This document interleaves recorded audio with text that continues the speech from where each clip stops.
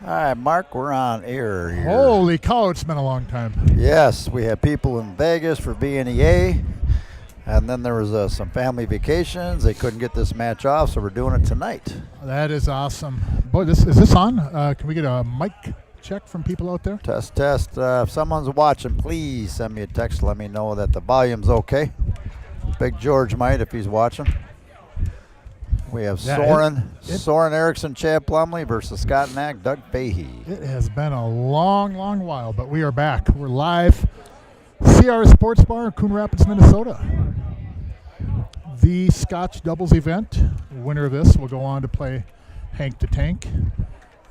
Fresh off his championship out in Boston. Oh, Gordy Anderson. Sound is good. That's what I needed. And Austin Olson. Rumor has it that when this tournament started, watch the cue ball. Oh, made it. And Soren started out with another good break. From the time this tournament has started until now, rumor has it that Hank and Austin are now of legal drinking age.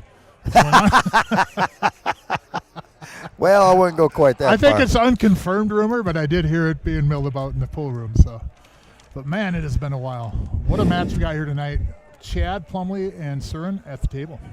And the winner of this match plays Hank the Tank, Leinen, and Austin Olsen in the finals this Friday at 6:30. Awesome. And that's $8,000 for first, $6,000 for second. We're coming down to the nitty-gritty here. Man, table looks good.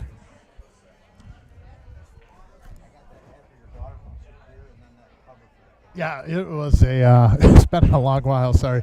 Trying to get back in the swing of things here. We're no pros. I'm not a pro at this, so I'll do the best I can. But, man, has it been hot outside. I'm over here trying to cool myself. So if you hear something in the background, that's me trying to fan myself. It has been a long, hot day moving 9-foot pool tables in this humidity. But we got some hot temperatures right here. Now, Soren has had one of the best breaks in this event the last couple times that these two have played. His break has just been phenomenal. He's been solid.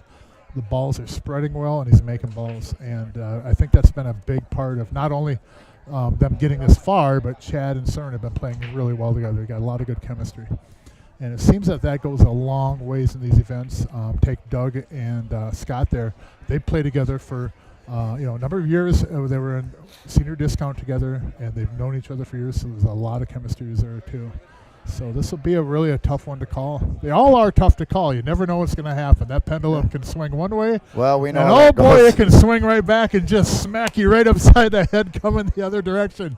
I don't know if anybody's seen the Westminster Dog Show a couple weeks ago here on Friday. The Westminster? Is that the one with the dog show? But I think I won a couple of ribbons. So, oh man, what a match. But I tip my hat to Hank and Austin. They played a wonderful get back in that, and it took a lot to get back in that one. And I have nothing but praise for those two. Yeah, that was a tough match for you guys. It was a tough one. I've had tough pills to swallow before in this game, and there's going to be more to come, but maybe I just... Now, you want to leave himself a little angle on there. He's okay, but he would have liked a little more angle so you can... Yeah. He's got to leave... Very important to leave himself an angle on the 3-ball so you can slide over for the 8-ball. So. Yeah, a little bit steeper on that helps to get up that table in the 3, a little bit easier to control. Sometimes you got to punch it in the rail on this.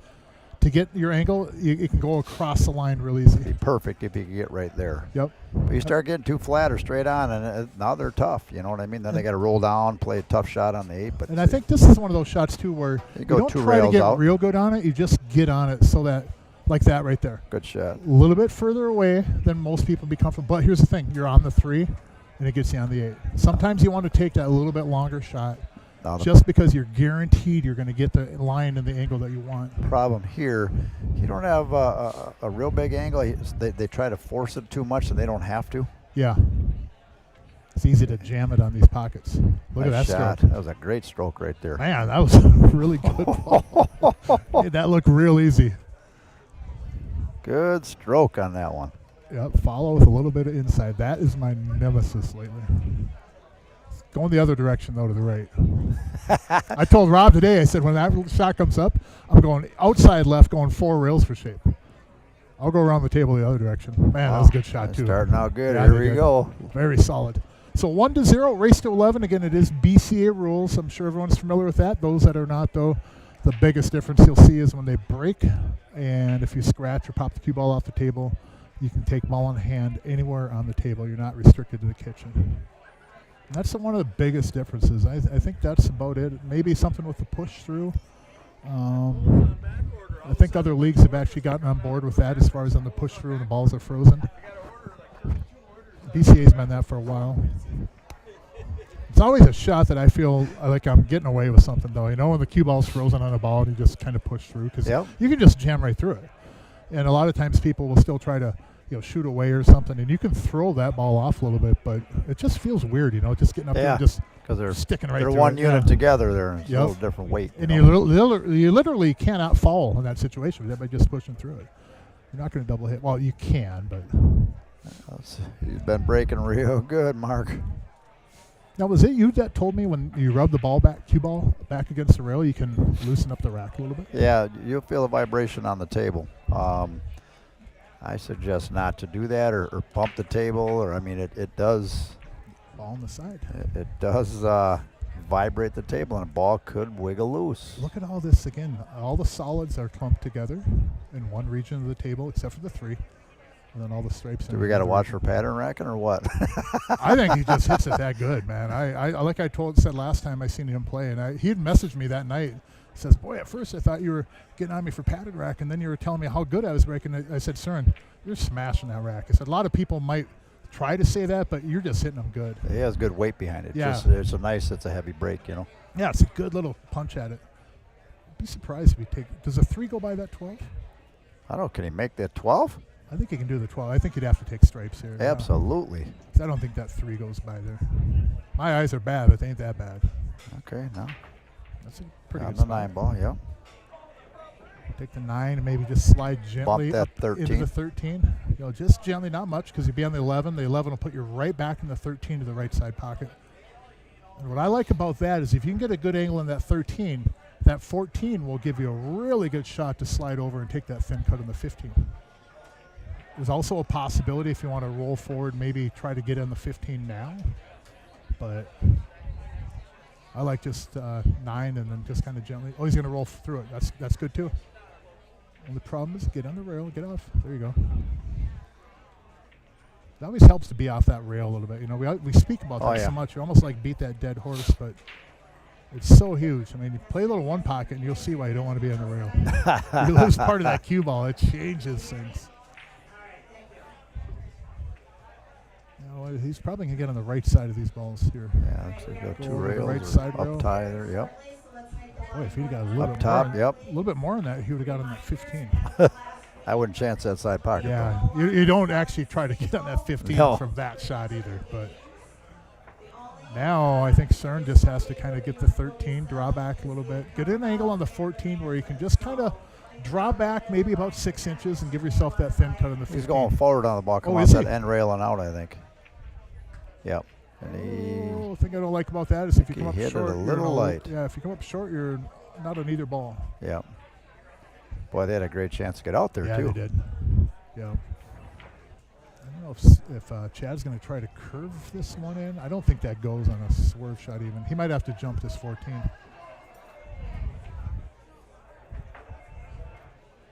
I tell you what, too, 100 degrees or 94 degrees in Minnesota is so different than 94 in Vegas. Oh, my God.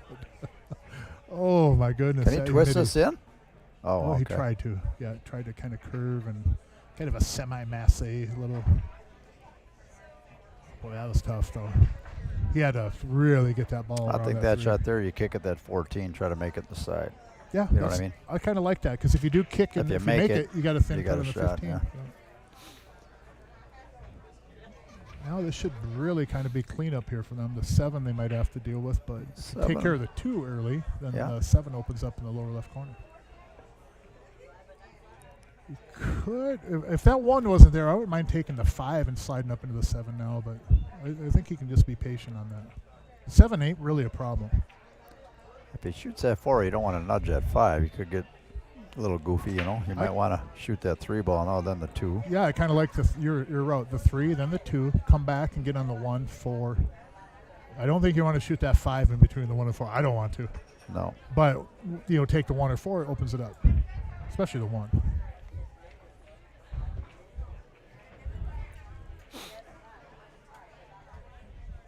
Yeah, I really like that 3.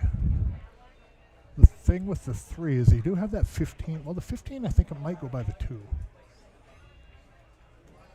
If you hit this 4 and bump in the 5, you're going to want to move the 5 out That's more. what I was worried about. Yeah, the 5 gets tied up in the 1 now. But the 2 does help you out to break out the 15. You got that 1-5 up. Yeah. That's why I said if you shoot that 4, then you can nudge that 5 into trouble. and You he got to did. be real careful here with a lot of right English because you could thin this 2, go into the cue ball with the 15, the cue ball goes left of the 7, spins up off the 5 and scratches. I don't think he's going to hit it that way, but the tendency a lot of time in these shots is to put a lot of outside on it because you figure once it goes into those balls, the outside will get me out of trouble, get me on something.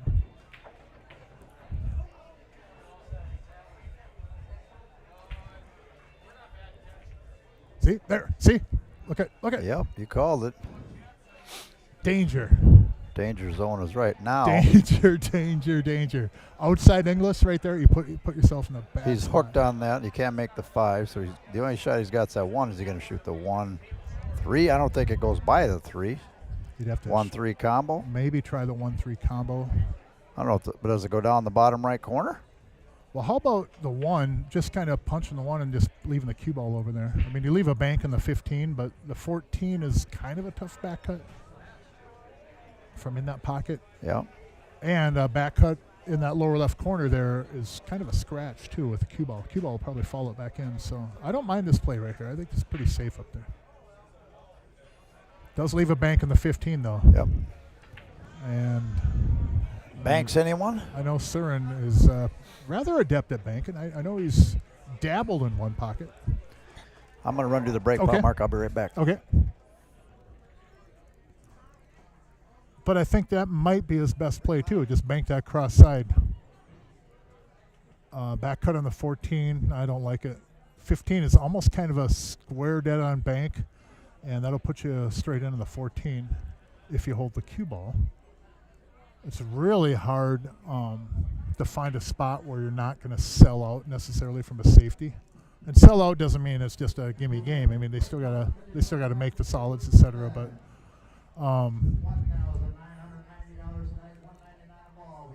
Boy, I don't see anything really where a good spot for that cue ball. You got to keep in mind too that not only will if you play safe on this, then they could not only safe you back, but they have more options than you do. So you're really at a negative an advantage here, which is a disadvantage. But I think he's going to try this back. Watch, the cue ball should go into the one ball maybe.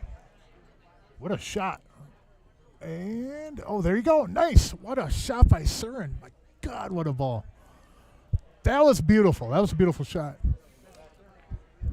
Cue ball on the rail, but you know what? If I'm Chad, I'm going to be happy that I'm still at the table.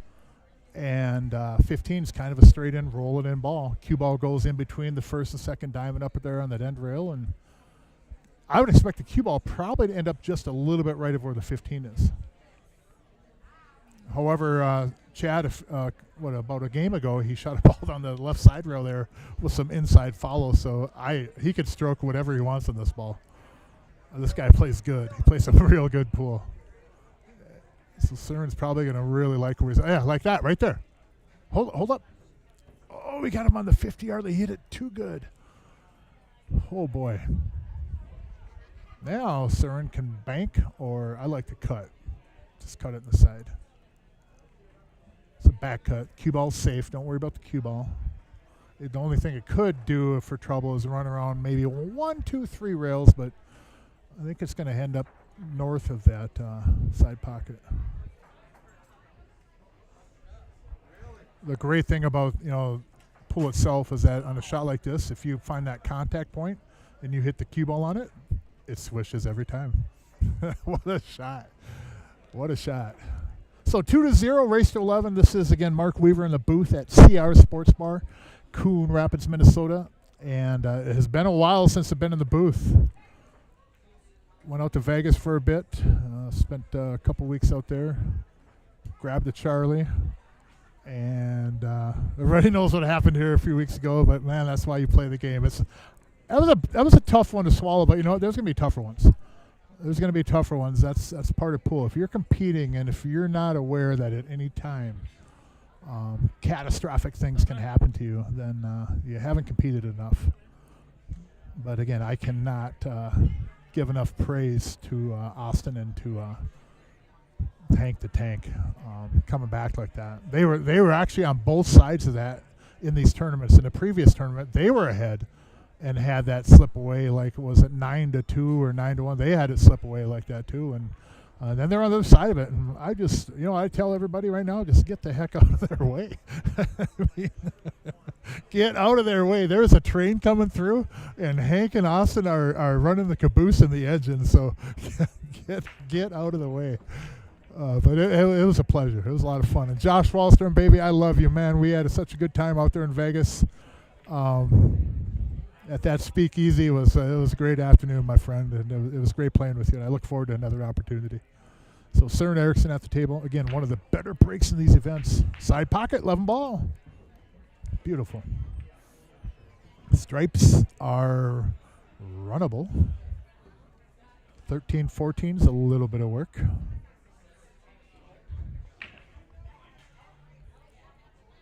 If I can get from... Here's how I like to break those balls out. And this might not be the right way. But I like to get from that 9 ball, which you can't shoot at now, but I like to get down to the bottom rail. And if I can get on that bottom rail and shoot that 10, I slide with left English up into that 14, and it's like Moses in the Red Sea. All those balls right there, the 3, the 5, or the 4, the 5, the 14, the 13, will just part. And you might even hear the music in the background of like, oh, but they'll part and they'll just spread. The 13 is going to go over and sit right in front of the side pocket for you. And the 14, this is even better. The 13 go by there? It must. If it doesn't go by there, it does go by, and then you play it off the rail, and then into the 10. And then the 14 will go back up in that upper right corner pocket. So I should have brought my notepad because like most often in these streams, I learn. Oh, what a shot! Good shot. I learn as much from watching these as as I can kind of relay and try to help everybody out there with different patterns, different shots, etc. I learn a ton doing this. It's a very advantageous seat to sit up here in this booth. I really enjoy it because I learn a lot about pool, a lot about myself, a lot about these players, a lot about the cheesecake here. Speaking of which, where is my server? But Chad now, all the stripes are open. It's just a matter of how they want to get back down to that 15 ball. I think the 5 might come into play. No, he's going to get past the 5, 15, same pocket as the 13. Nice shot. Nice shot. Beautiful. Very nice.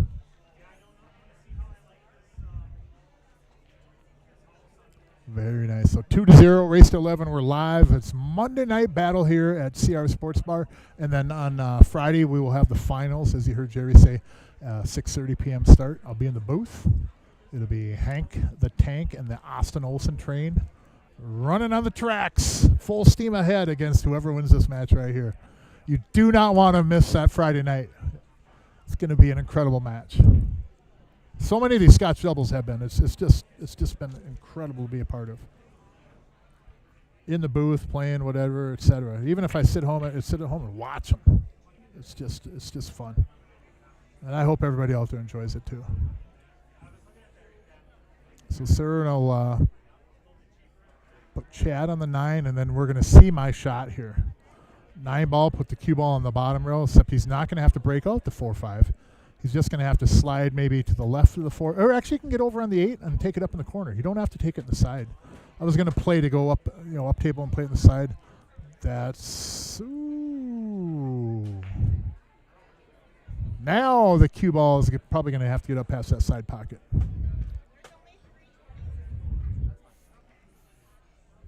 Because he's going to have to go off the rail first.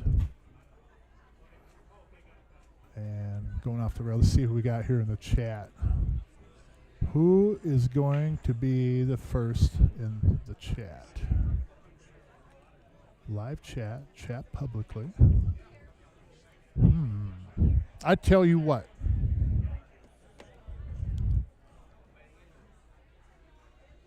I like going to the right of the 4 with this, but I don't think I can get there with the cue ball now. I think the cue ball might even run into the 4.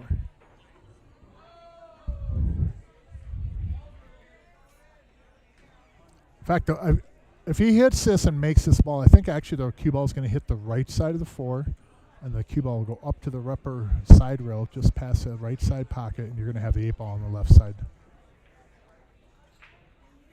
And that'll be ball game. Could end rail kick.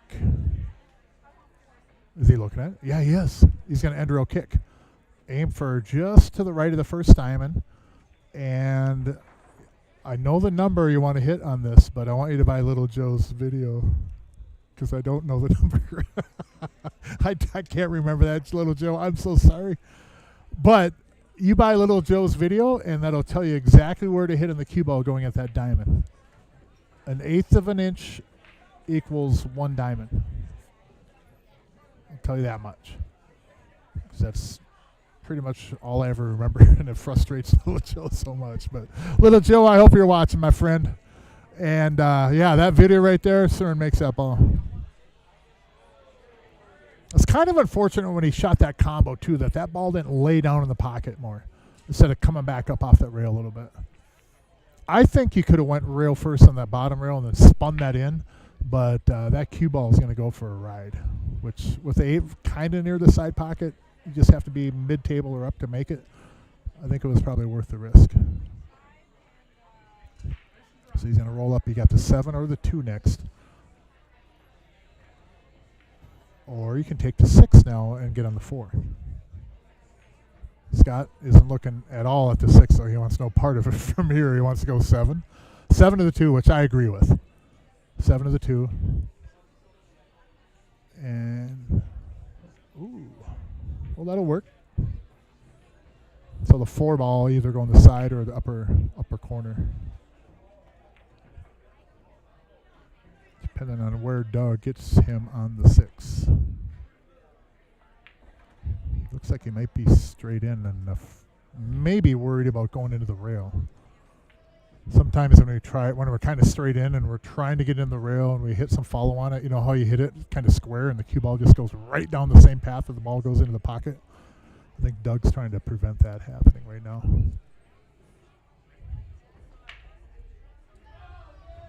There you go, good shot. However, you're going to have to get back down to the 4 ball somehow now, and the 6 doesn't really give a good angle on it. So he's going to have to really force this ball. Anytime you start forcing it, accuracy can always drop a little bit, and accuracy not only is pocketing the ball, but also on your positioning of the cue ball. At least for most humans. He's going to go up table and then come back down for the 4. And that'll work. That'll work. And that'll get him on the board, barring any catastrophe.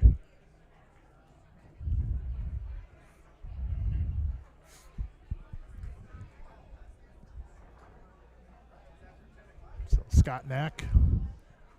8 ball upper corner, put him on the board 1-2.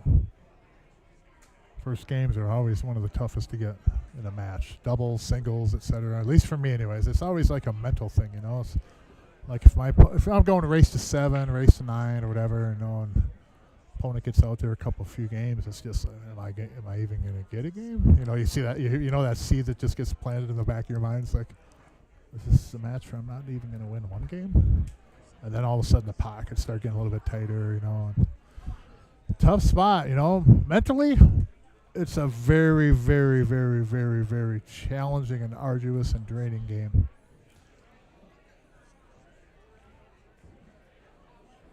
Sometimes sometimes you're the hammer, and sometimes you're the nail, or you're the bug, or you're the windshield. On and on, I can go with those analogies. But I did hear, and I'll share this after Doug's break, Doug Fahey at the table. And that's a pretty good solid smack, but I don't think you're going to get anything. Nope. Pretty good solid smack, but the balls didn't really move much.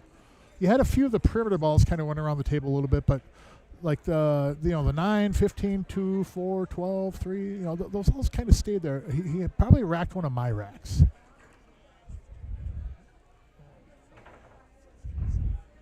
That happens to me a lot, and it's my break too. But this table breaks tough sometimes, and some people just master it, and that's the beauty of another beauty of competing too, is that everybody has a chance to excel.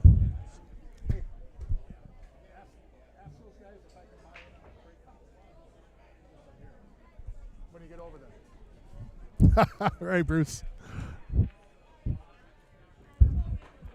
Kind of scheme my way. My team is playing tonight. I'm in the booth, but I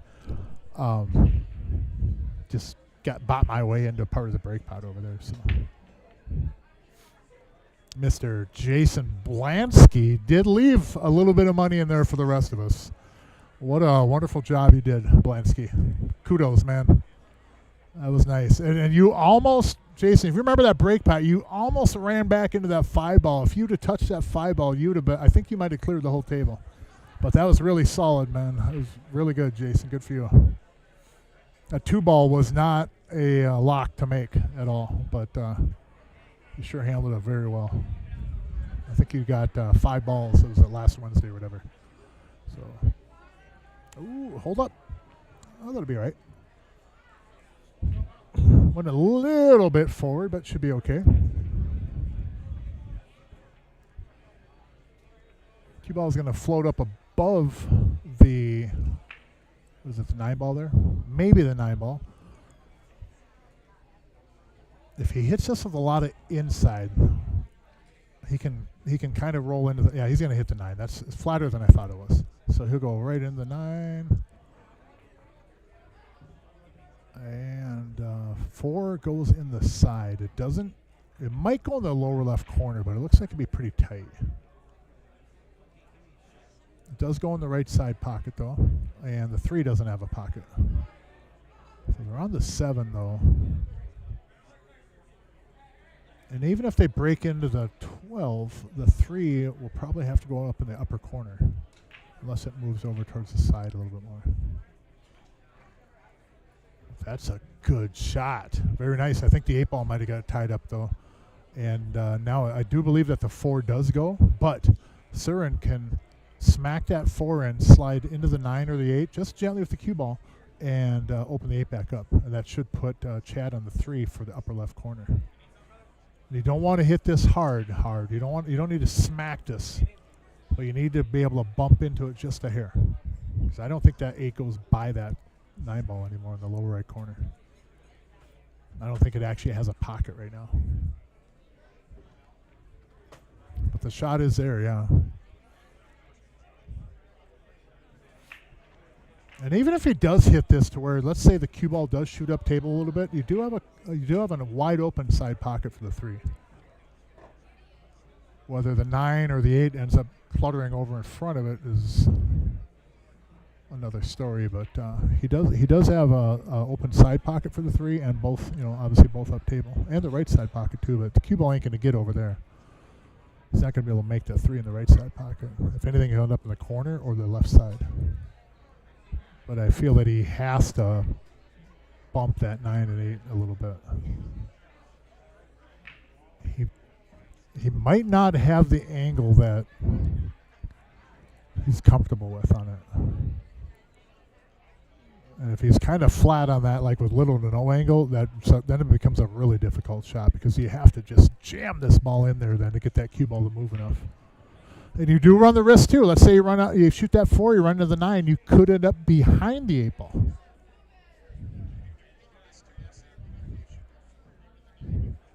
Hey, Ken. Oh yeah, now the cheesecake's coming. I'll give you a review here pretty soon. And you got to keep in mind it's for the bad back. It helps. Trust me. I mean, trust me on this. It's just science. I don't make this up. I eat cheesecake, my back feels better. Huh?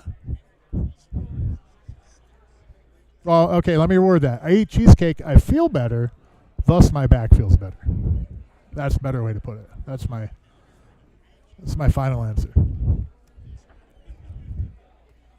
Hope you're enjoying the summer so far, Ken. Hot couple of days out there, man. Makes me miss Vegas in 100 and some degrees, to be honest.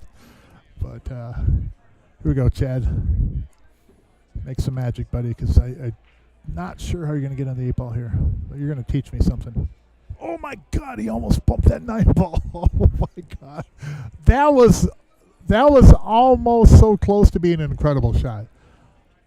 I know that sounds really stupid, but that for him to draw back and just force that in there like that was not an easy ball, and he almost caught that 9 ball. Oh, my goodness. Now what do you do? Now what do you do?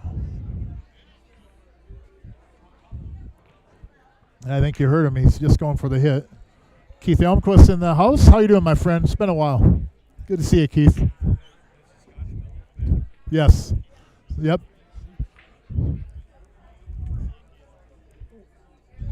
He's going to try to just graze the 8 ball and get a legal hit it with the cue ball.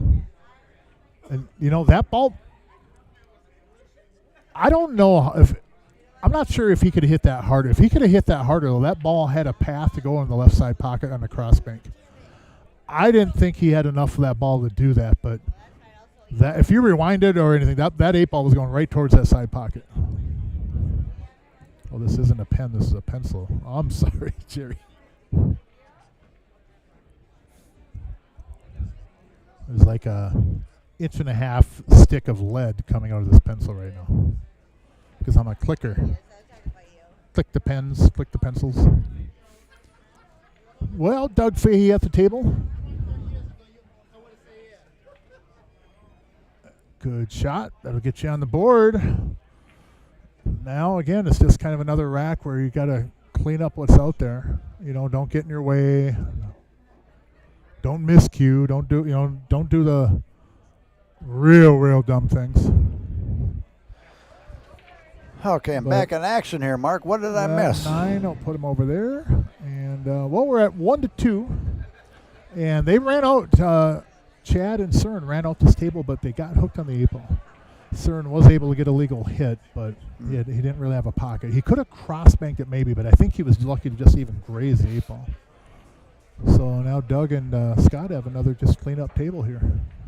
As long as they don't get in their own way, it should be 2-2.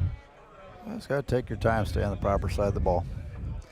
Problem is, if it's real easy outs, you get too complacent, then all of a sudden, next thing you know, you're out of line. Next thing you're out of line or shooting over a ball. Yeah, you know what I mean?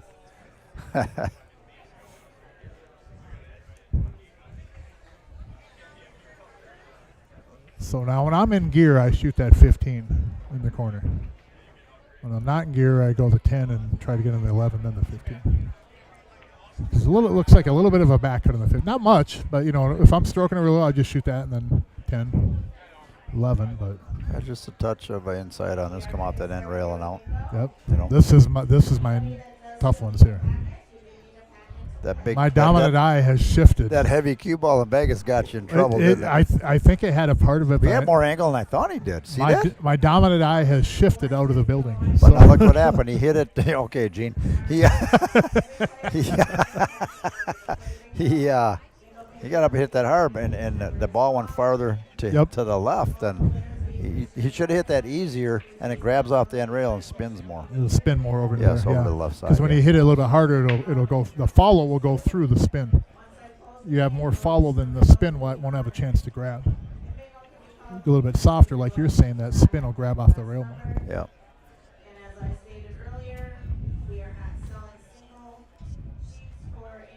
Just stop the ball right there, I'm thinking, be good. Probably slide over a little bit. Oh, good, he was able to. I don't know if he had an angle there. I thought he was dead straight.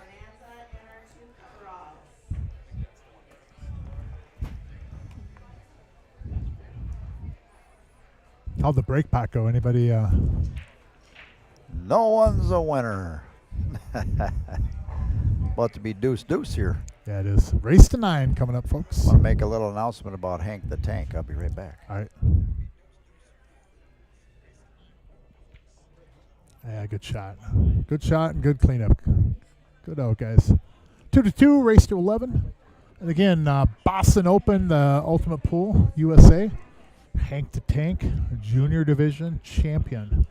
I guess it had gone to a 6-ball shootout. I'm not real familiar with that. I know Rob and I were having lunch at the River Inn up there in Hanover, and we were talking about it, and he wasn't real sure either. He does play in the league, but it is has a different kind of rule sets and stuff. So if anybody could message me or even put it on the live chat there, what that 6-ball shootout is, or otherwise I could just ask Hank right here.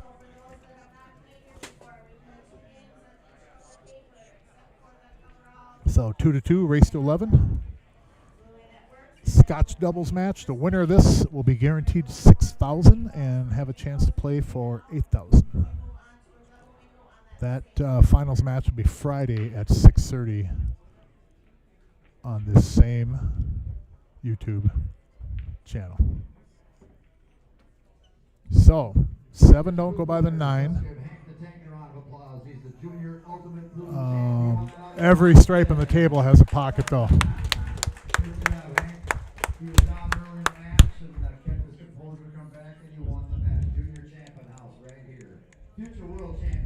Okay, thanks, Brandon. Hey, I appreciate it. Thank you.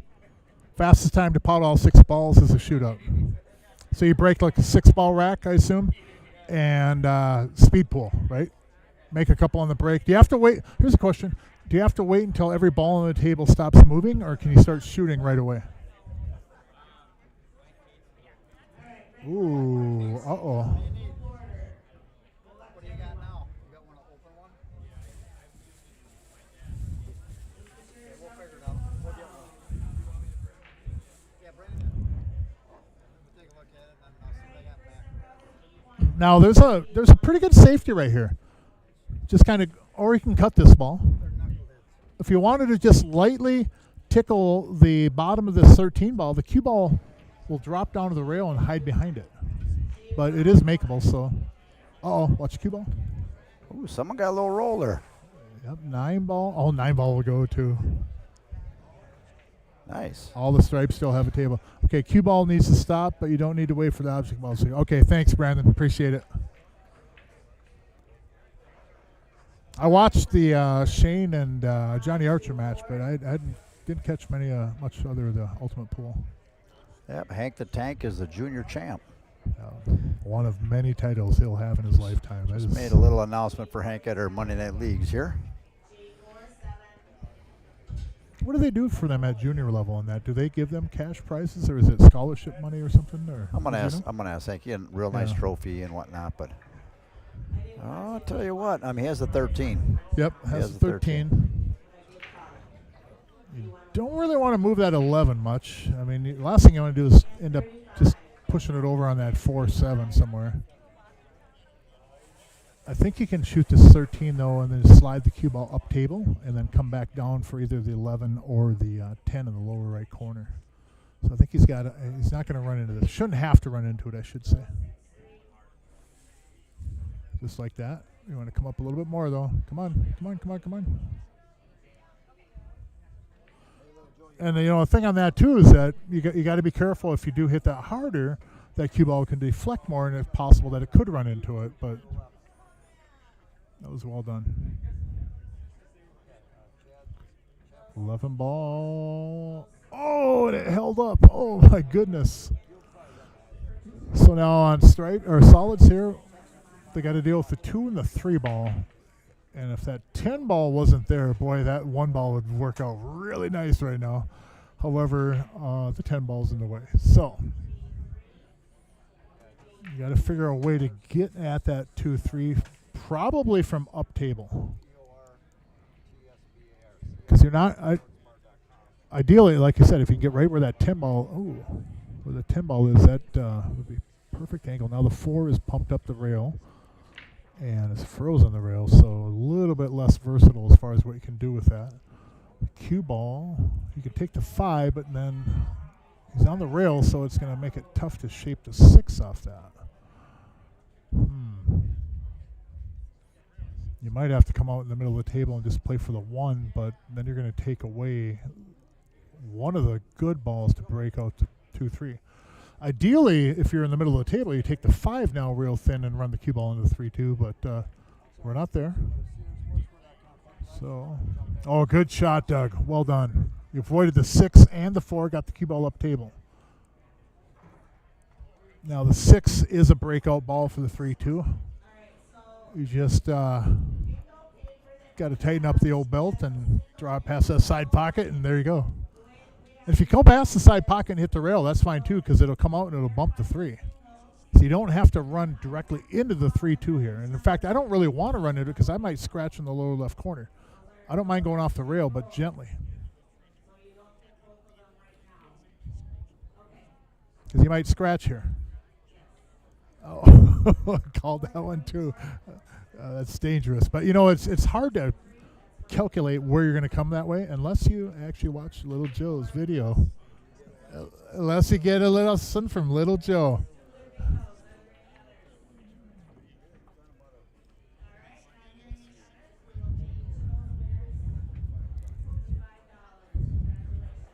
Sounds like a country western song.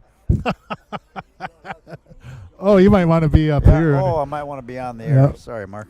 It never fails, Jerry. Some of your best materials when you have your mic down. We were just saying, know where that cue ball is going. You need to get with Little Joe, and he'll get you. People are messaging, who's he talking to in the background? Yeah.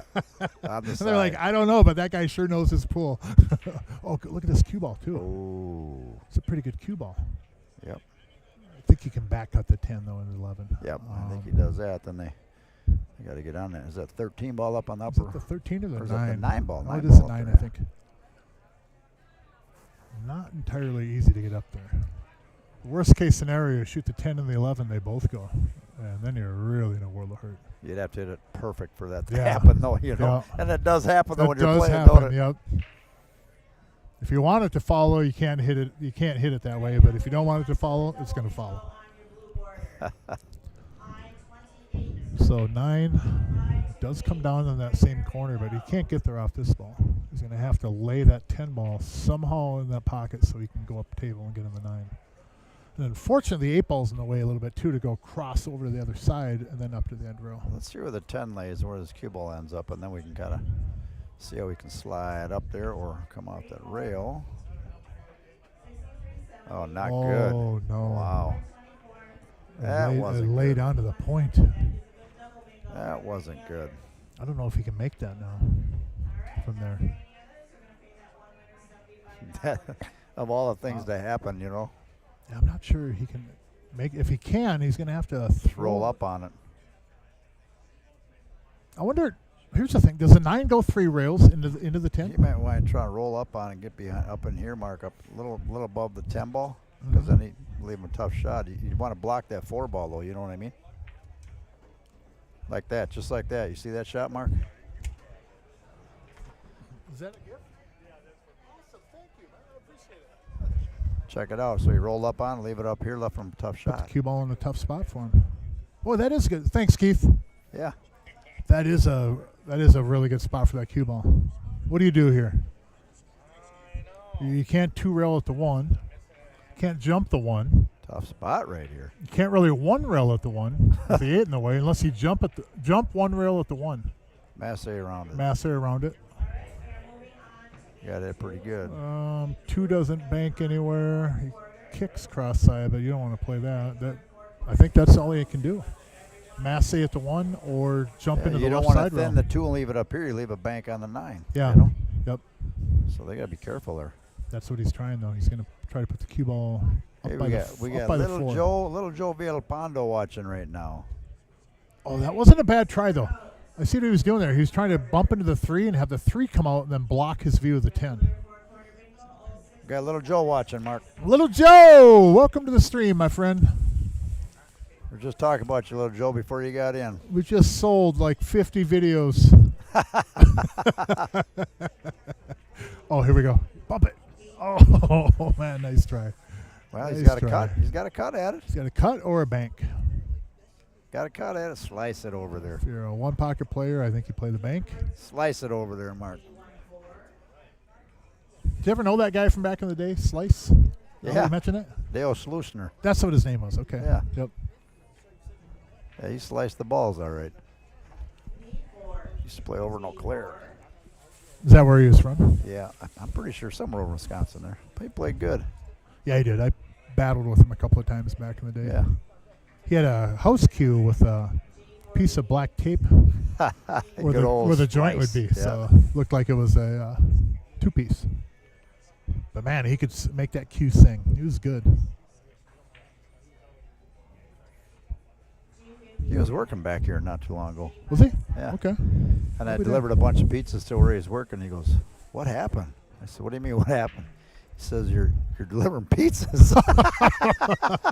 Look at this shot. Wow. Huh? Look at that cut. Told you. Man, oh, man, oh, man. I started laughing. I said, "Things are all right. Don't worry." What happened? He said, "That's funny." That's a great comment. Man, that is great. What happened?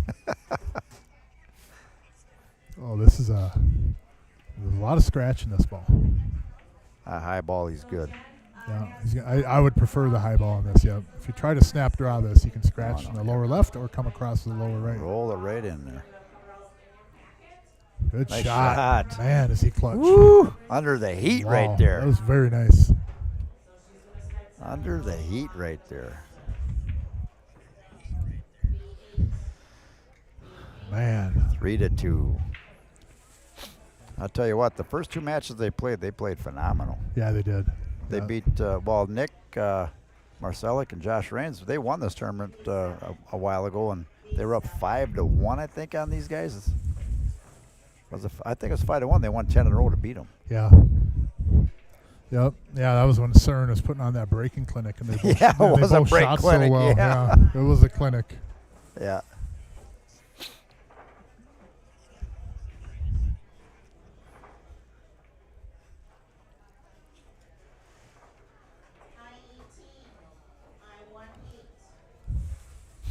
They got an interview going on over there for Mark Hortman, the one that passed away that got shot. Mm-hmm.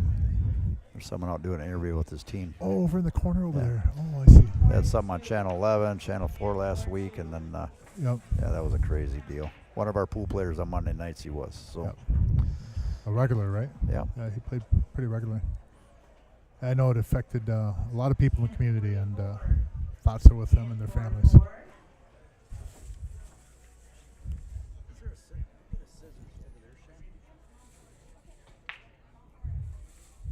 Thurin at the table. And the thing I was referring to is that Jerry had talked about, the other day I was in here with him and was talking about how, I think it was Ray or somebody he talked to, but when you do that with the cue ball on the end rail, where you like spin it and then kind of clean it a little bit, you have your balls racked, and that minute vibration that creates can transfer, and your once tight rack could loosen just a little bit on the gap.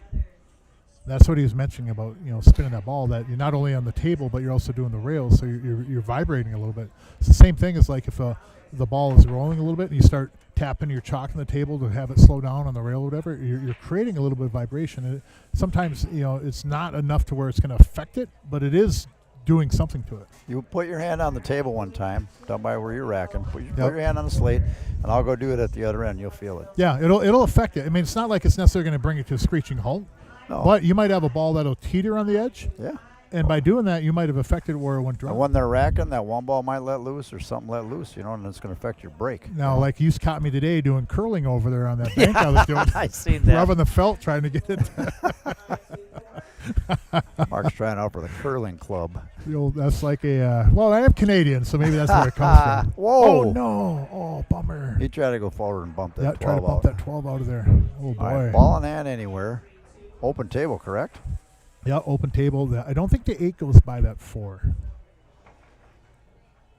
So they might have to take solids. And I think if that 5 goes in the lower left corner, I think you could get by with drawing it into the rail and then bumping it off the rail.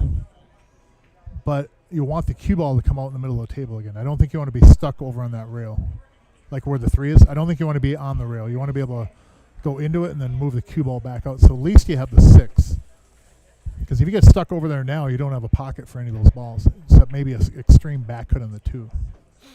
But I think he can. He can take the 5 right by the 11, draw on the rail, and bump that 3. That's one way to break it. He could go from the 2 ball and run into it as well. How can he play the 2 off the 12? Looks like it's too high. That might be what he's looking at. Otherwise, if he can play the 2 and roll into the 3, knock it down farther on the rail. Yeah. And then he can play the 3 or the 5. He's got to get that 3 out of there. He's also got to get the 4 out of there at some point. The 4 will go in the upper yeah, left it'll corner. go in the corner, but the 1 and 7 are kind of blocked right now. And I like this. He's taking care of the 1 right now. I don't like what I wouldn't want to do is necessarily have the 4, 1, 7, and the 6 on the table. It's workable, but this actually I think makes it a lot easier. We'll see how it works out. I got Sticky Nicky Hansen watching right now.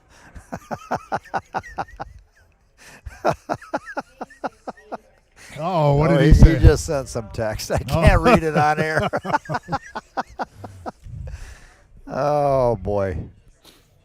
All right, we're going to put the CR shot clock on here now. No, he just wants to move that 3 off the 12 right there. It's a good angle on it, too. That was a good shot. Yeah, right very there. nice. Nice shot. Now, the 5 will go in that corner, but I don't know if he can hold the cue ball off this 3. Other than that, I don't think the 5 has a pocket. Well, you can just bump it gently. Yeah, you have to bump into it. You want to be careful where he hits it on there, though. Unless he goes high and plays it in the side. Bump it into the 12. Oh, that's a good spot. That's a good spot right Yep, there. Very, very good. Yeah. So this will probably go neck and neck most of the match. It's starting to look that way anyways. We got Dale and Sue watching from Dubuque. Awesome. Hey, Dale, little Joe's watching also. We're going to try to fly down there and see you. Him and I are trying to coordinate that, Dale. I want to say something about Iowa. I've been holding this in for a while. Uh-oh, Dale. Now, everybody knows my feelings about driving through Nebraska, all right? And I feel Iowa gets a bad rap because they always say, oh, what about Iowa? Iowa's got hills. Yeah? You go down to Des Moines and go to the right. I haven't been in southeastern Iowa, but you go to Des Moines and go west. That's beautiful country, man. That is rolling hills. There's like a million wind turbines out there, but that is beautiful country. Then you get over to like Council Bluffs. That's a beautiful part of the state. So I feel, and it does kind of pain me to say this, but I feel that Iowa gets a bad rap for driving. So you're not a fan of Nebraska? Is what I'm you're not saying? a fan of Nebraska at all. You can go a half hour into Nebraska past Lincoln or Omaha, fall asleep, and anytime you wake up, it'll look exactly the same. It'll look exactly the same. It is awful. Not that the people are bad. Don't get me wrong. I'm not hating on Nebraskans. But y'all could put some things up alongside the road once in a while, I mean, build some stuff. We need to develop it down there, Mark. That is a long, long, long, long ways across there driving. All right, just drop back a little bit, play the 8 in the same corner, Same and we pocket. got a Gets that game. extra half a game for last pocket. Yeah. Oddly enough, that idea has not taken off, Jerry. That would be kind of cool, wouldn't it? I think it would be kind of a unique twist, though. You get a half a game if you play last pocket and 8 ball. You get a half a point. So instead of 1, you get 1.5. So over a course of a race to 9, you could pick up a game by just going last pocket a couple of games. I kind of like that idea. It's kind of a fun idea. Mark, you're onto something. We could hold a tournament here. If only I knew of a venue where we could hold a tournament that Well, wait a minute. Here we are. But not a bad idea, I think. Kind of fun. You get an extra half a point for the game if you if you go last pocket. Say first one to 7 points or whatever. First one to 7 points. Yeah. And you could literally be a half a point from the win, 6.5. Yeah. And get beat. Wouldn't that be something? Down 4 points to 6.5, and then you break and run out 2 games in a row, last pocket 8 ball, and you win. There you go. 3-3. All right, the heat's on this match, everybody. The winner of this plays in the finals this Friday at 6:30 against Hank the Tank Linen and Austin Olson. And first place is $8,000, second place $6,000. So this is a $6,000 match, Mark. Got a ball. Wow. Yeah, I'm aware of how those matches go. Oh, wait. Yeah. You played the last one. Man, that was tough. Yeah. There'll be more like that, too. Oh, yeah. I'm a competitor, and I'm going to have those kind of matches. It's going to happen again. But came off an extreme high level of play out there in Vegas, and it was disappointing. But that's part of the pool. It's part of competing. That's right. Just got to get on the horse and keep riding. Yes, sir. Get back up on it and just keep riding. Yep. It's like they used to say when I was younger, if you get in a fight with somebody, it's one thing if you don't get back up, but if you get in a fight, somebody's going to knock you down. Eventually, somebody's going to knock you down. And if you get back up, you show something. Yeah, Gordy says, run the other way. Gordy says, are you announcing the next tournament on Friday? Yeah, I'll come up with something, Gordy. I come up with a number, and I know the Scotch doubles are popular, but I'm thinking about maybe throwing the singles in there. We'll see. Gordy, we're going to play a race to 150. For 150. And Jerry's going to commentate the entire match. Well, would you look at the time? I got to go to Florida. You could probably go down there, come back, and we'd still be playing. And that's on me, not on you, Gordy. That's on me. 150 is a long ways. Billy says something about he loves the horse. I don't know what he's talking about. Billy, keep it clean.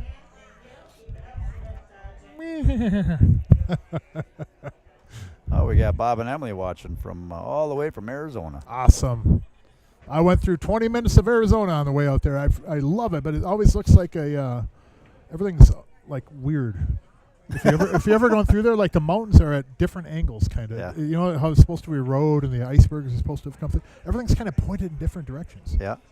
Kind of looks like a bad cartoon in a way. But man, is it beautiful. I can't see. Doug, get out of the way.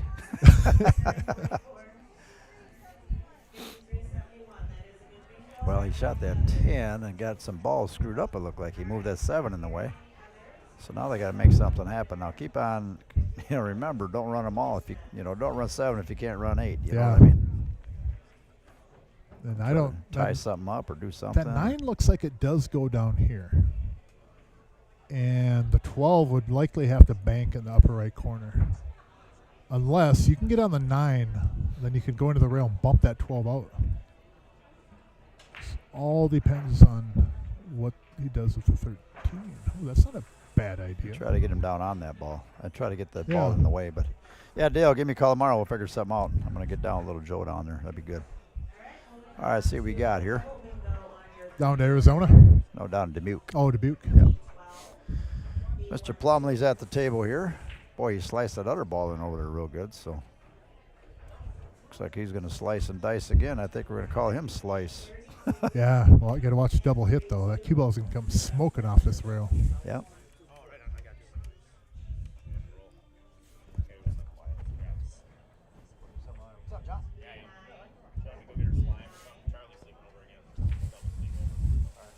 Moto Barber Dad, man, keep banging them.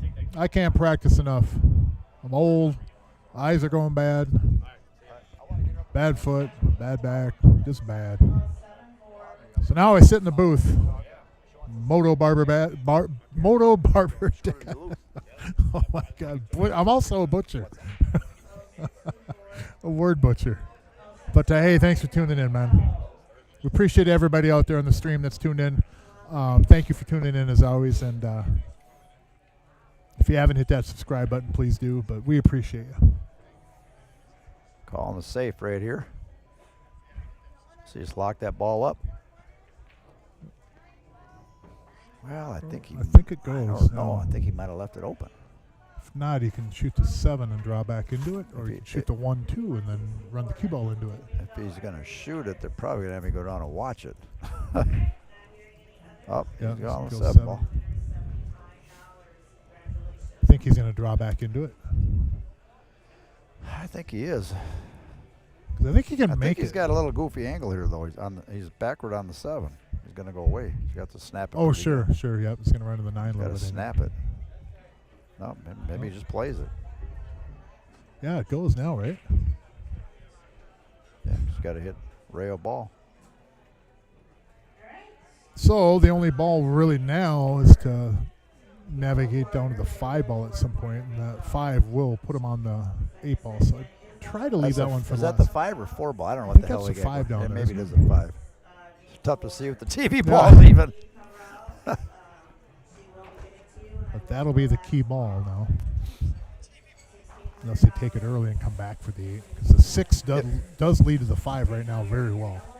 It does, and if they don't get there, you can shoot the deuce. Yeah, and the 8 is very accessible. You don't have to use the 5 to get on the 8.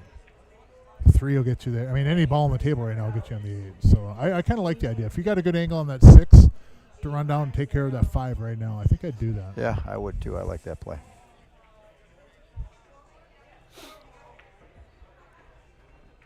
Well, I'm hoping for some big news for the pool community, Mark. I'm waiting to get a contract with somebody and see if I can pull something off for everybody.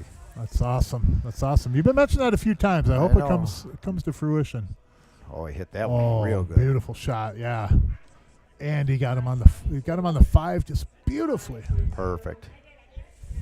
Call it dead nuts perfect.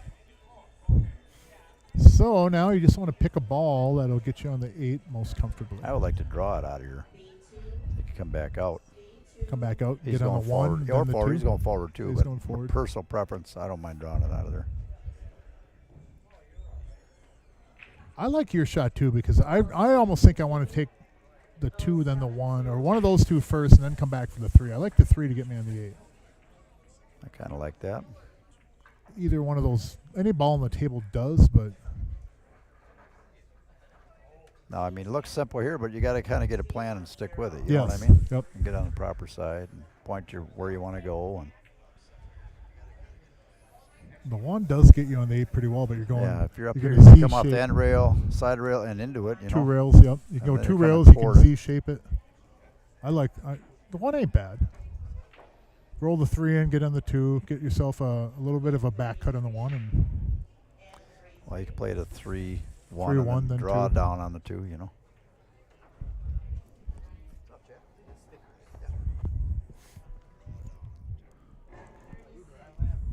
Oh, let's see what you're going to do here, Søren.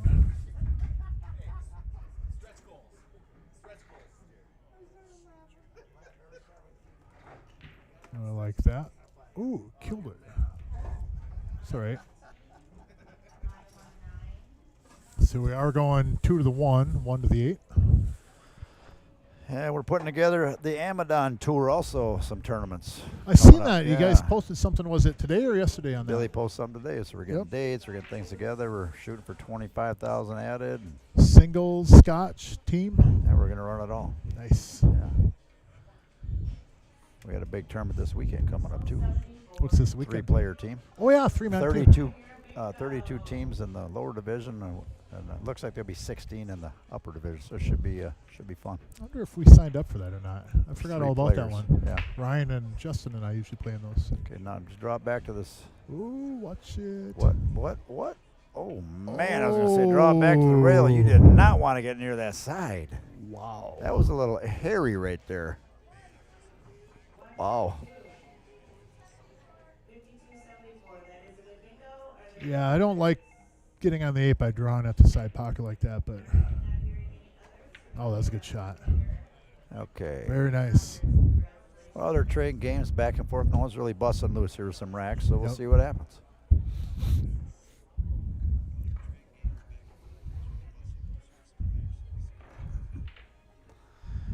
We will see what happens.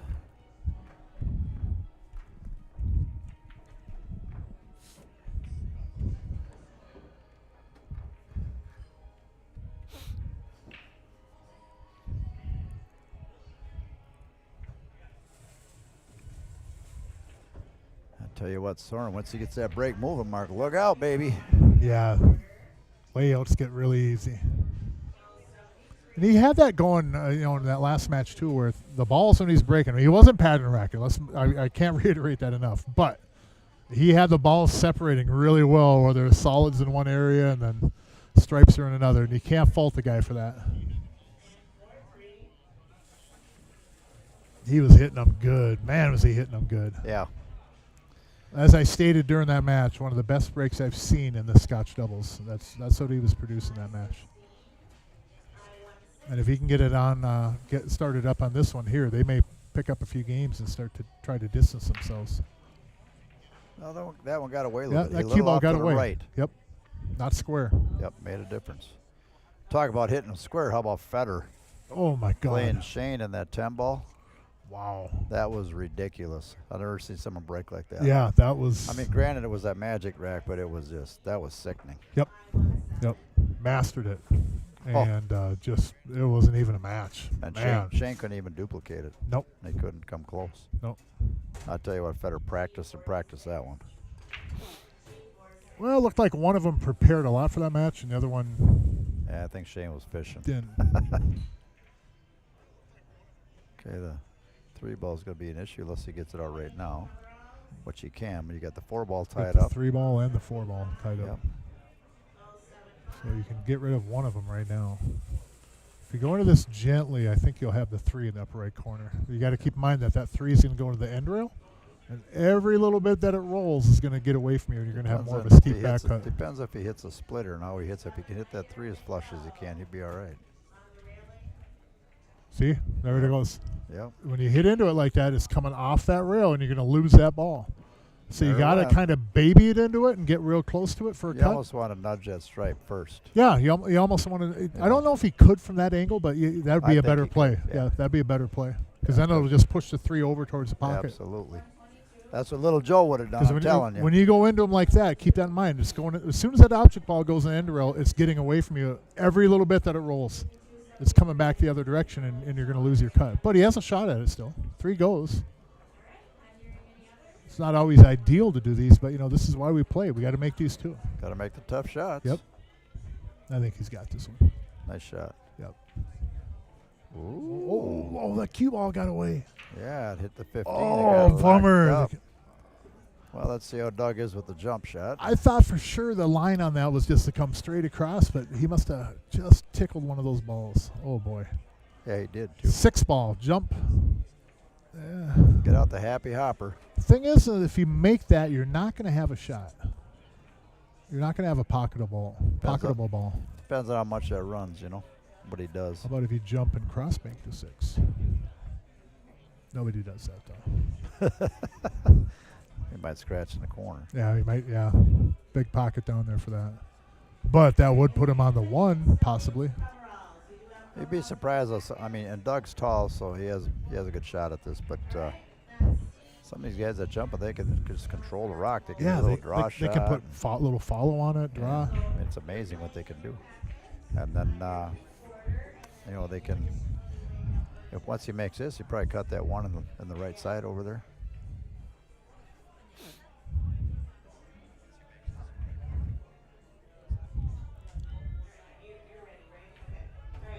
I don't even have a jump cue in my case.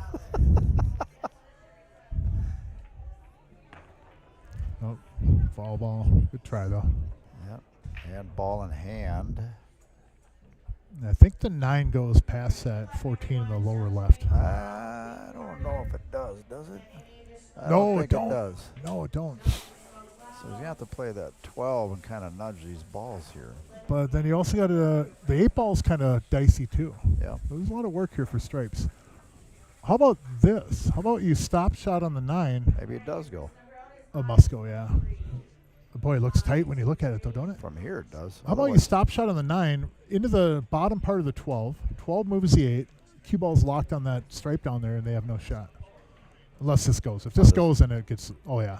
Yeah, it all goes. day long. Boy, looking over. We stood up and looked. Yeah. Looking over there, it did not look like it'd go.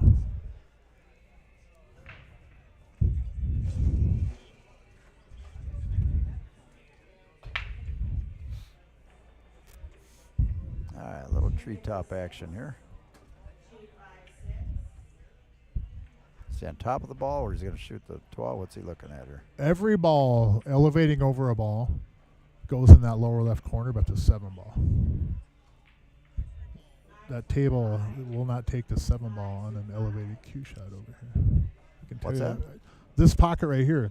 If you elevate with the cue ball, every ball in that rack will go in that pocket except for the 7 ball. Where's the 7 ball? It's not on the table. I'm just saying you from experience.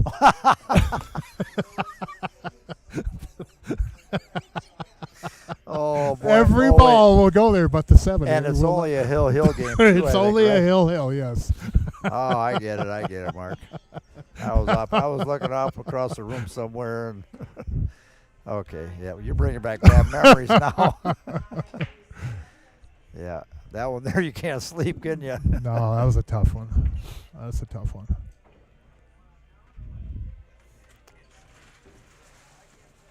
All right, Chad. Now, what do you do with the 8 ball here? Does he have a decent angle to come up and move a ball? I think was that the 14 there? I think that's the ball that would really work well for it, but you don't want to shoot it now. You don't have an angle for it. I think what I do is this. I think he has a bigger angle than you think he does. Look at the table. Oh, no, yeah, he will come down on this rail. Is he going to follow or come down to right by that chalk and go right up into it? It's going follow. He's going right up into it. Ideally, if you could just nudge the 5. Down. Bump it. Bump it. Oh, my goodness, that was so close. Yep. Now you got to be careful. You don't want to wait till the end. Yep. I mean, if you're confident now, you slide over and move the 1 out of there. You could take the 15 and put the cue ball right into that mess. That's what I mean now. And he might end up doing the 11 and then the 13 in the side and roll into the 1 ball and bump it. I like that better, but I don't know if he's got too much I angle think to Chad hold it. had that from his last position to roll forward on the 11, then use the 13. Then you do have the 15 in the side as a bailout, and you had the 14 down here. But I think Surin shoots well enough that he should just shoot this 15, go into the 1 ball, and send a message. Because I'm almost certain that Hank or Austin would fire that 15 in by now and bump into those balls, and they would be running out. And I'm not saying that these guys can't do that, but their mentality is that there's no fear. Yeah. You know, Yep. they know they're going to make everything. And when you're playing people like that, it's a different mindset because nothing's safe. I mean, look at where they got hooked at one time in that match. Austin kicked in the 8 ball. Swish, dead center pocket. I wonder what he's thinking here to get that 8 out of there. Does that 8 go in the bottom? I don't think it goes in the bottom left. I know it don't. Well, you could play it off the 1 on the right side, but I think the 11 ball will break it out right now. Cue ball on the left side rail. Cue ball runs into the 1 ball. You got to get down enough to give an angle in the 15 to get you back, though. Which, Yep, got a bad roll there. Man, oh boy. man. Well, it does bank end roll either pocket. I don't know if that 5's in the way. To the right pocket? Lower right pocket or lower left? Yeah, he can bank it. I don't know. Hey, he's calling it. Bottom left. This would be a little bit tougher. I think bottom right might be. He might not be able to cut it that way, though. Look at this. Man, what a shot. What a great shot right there. there. Wow, what a shot. What a bank. Man. Sir, and that was incredible. Because he had to pinch that a little bit. He had to shorten up that angle just a little bit on that ball. And he hit it at the right speed because I think that ball had to keep turning a little bit. Ideally, if you can cut this in and hold it with the 6 ball. You don't see it? Yep. Run right in the It is 6 square. and be straight in the 8. Whoa, got nuts. Oh. Wow. Does it go? I don't think it I'm does. the wrong guy to ask. Wow. I think that one there is your tangent line, little Joe. Yeah. Follow the tangent line, you go right into that 6 ball. Cut it in. Hold it. Use whatever you have to just to have it float right down into the 6 semi-square, and you're on the 8. You're either in the side or in the corner pocket, but it goes tight, and you're shooting off a rail. All the conditions are perfect, sir. You got like half a pocket. You're shooting off the rail, and you're 5 feet away. All right, let's see what he's got. Where's he calling it? Is he cutting it? Lower left, yeah. Oh, they had plenty of what room. A shot. What the hell? We're up here thinking it didn't go, Drive Mark. a bus. When he first got on the ball, I said I'm the wrong guy to ask because I can't see anything. I mean, anymore. looking up at the table from here, looks like that pocket was blocked. Wow. Same thing with the shot when Chad had ball in hand. Yeah. Same thing. Yep. Yeah. See? We're blind in the booth tonight. I'll be right back, Mark. All right.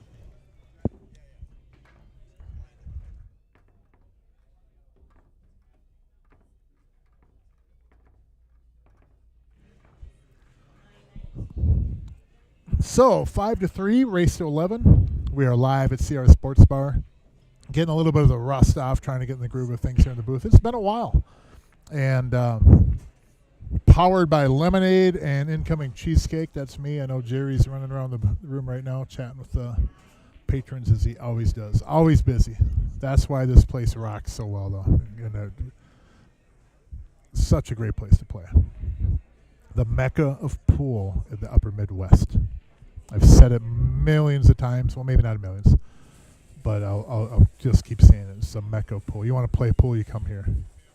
CRs Sportsbar, Coon Rapids, Minnesota. Amadon Graphics has the Amadon Tour coming up, as he mentioned. I've got some details on that I cannot release, but there's also some details I don't know. And the details I do know is that there's a 25,000 added team scotch and singles event that was released today. So keep an eye on Facebook or watch a scratch. Oh man, that's a bad run. So keep an eye on Facebook and CRs and also Jerry's page, and then you'll see the updates. Billy Benson's as well is you probably find that on his page, but he'll post it on CRs. And Billy, man, you do one hell of a job, bro. Pool community is very, very appreciative of what things that you do for tournaments here. You do a great job. And even when he started, I would just say that I don't mean this in a bad way, but you've come a long way, man. I mean, it was good when you started at it, but you've really, really just come into your own, and everybody up in this region here owes you a big old pat on the back, man. You do good for us, Billy. Thank you.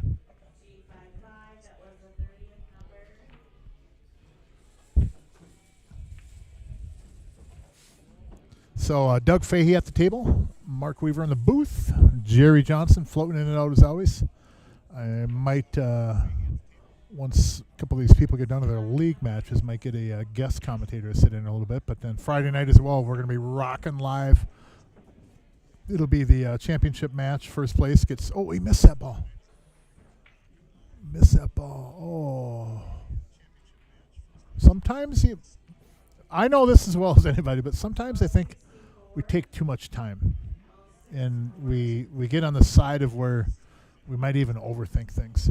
I remember coming back. I've listened to a sports talk show. I don't know if Jerry brought this up or not, but I asked him to relay this, and I think it's a really, really, really true. A saying about, especially like with Scotch here, and I've mentioned before in matches that people played that you get into a Scotch event, it seems sometimes players get, not by design, not even at their fault, but get in this mode of, wanting to get their partner, perfect on the ball. When, player A, just arbitrarily, just player A, might not get perfect anyways when they play singles. So then you have somebody that gets perfect sometimes, but not all the time. And then they get in a Scotch event, and they're trying to not let their partner down. They're trying to get them, make it easiest for them, etc. And maybe try to get a little bit more perfect than they're comfortable with. And the saying that I think that really holds true, and this holds for singles as well, is the cost of perfection is often greater than the cost of the imperfections.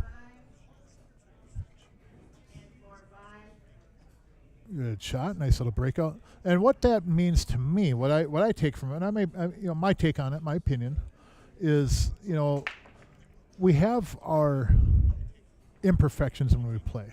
And a lot of us know those imperfections change often from day to day and sometimes from shot to shot. But we have our imperfections, and there's things that we do well, things that we should probably work on. I myself don't work on them. I'm lazy in that aspect of pool. But when we try to get perfect on things and we're not used to being perfect on things, all of a sudden we're playing to an endpoint that we're not accustomed to, or we're not there very often anyways. And that's okay. But by trying to get perfect on that and trying to get your, like in Scotch, especially getting your partner perfect on it, the cost of not getting perfect is often going to be far greater than the cost of just the imperfection. Hey, it's not perfect, but at least I'm on the ball. Take a couple of games back when they had that long 8-ball, and Chad had played a ball, or Soren had played a ball, and it was down at their end of the table, and Chad shot the 8 in this corner, lower left corner. A little bit further, but I was mentioning on that, those are the kind of shots where you don't want to try to get perfect because all of a sudden you might go too far and then you're in the 50-yard line, or you might have to bank a ball. So by trying to get perfect, you actually make it worse for yourself.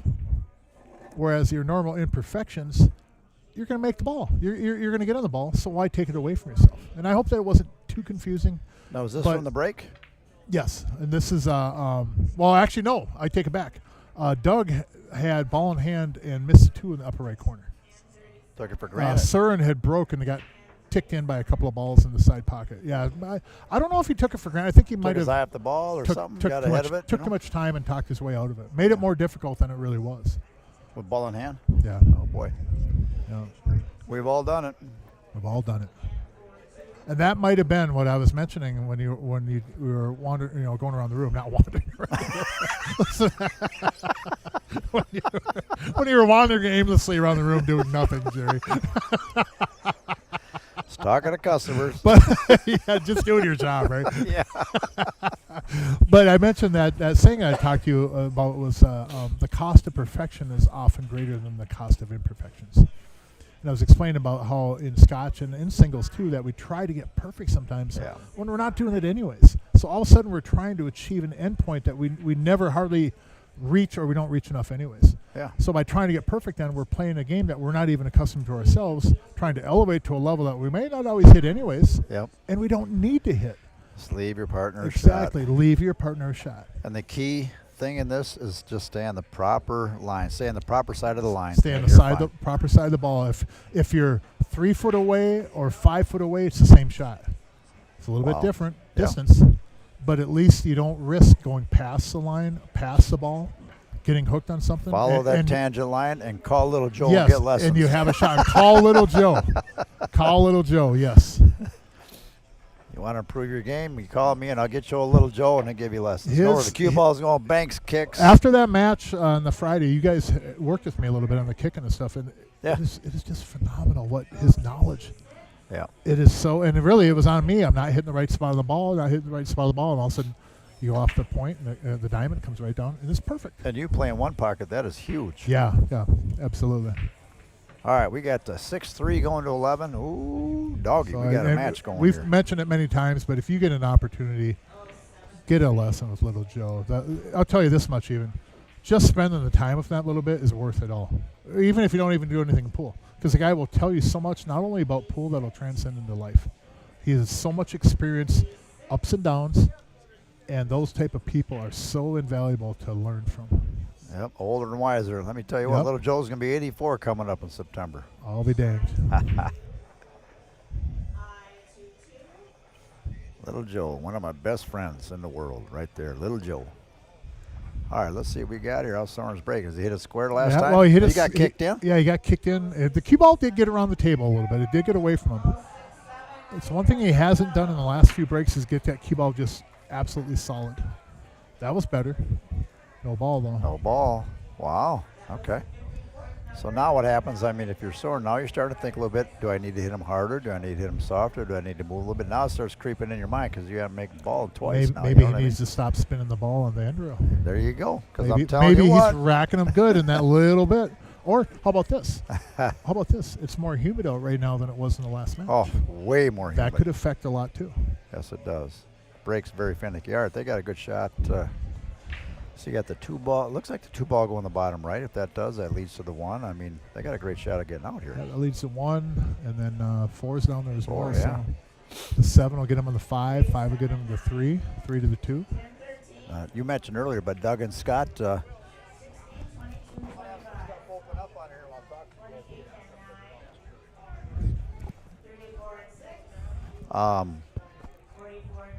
Yeah, Doug and Scott been playing together for a long time. Yep. A lot of years together. A lot of familiarity. I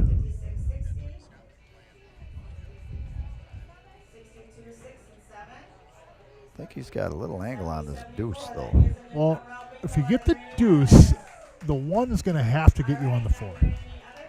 I don't really like, unless the 1 goes in the side, I don't know if I really like going to the 4. That was a nice shot right there. Yeah, Great shot. He hit that one perfect speed. Yep. Remember that shot a couple of racks ago where he went down the rail? He did that better that time.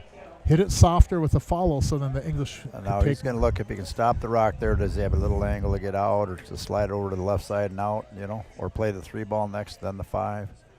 So he just looked where he's here. You got to look walk around the table, take a look. I think the 1 does go on the side, but I'm taking it up. Corner. I'm taking it now. Yeah. Well, I was just thinking if you can get from the 4 back to the 1. Yep. The only thing I didn't like is kind of over that ball. Yep. You know what I mean? Now he's got to kind of jack up on it a little bit. And he could, if he wants to, he could actually shoot the 4 in the lower left corner, roll forward with the cue ball, and get the cue ball over on the left side roll, and then you're on the 3. So you don't have to do a lot with the cue ball. You don't have to draw back a foot. You don't have to go 2 rails, anything like that. You could gently roll this 4 in and get in the 3.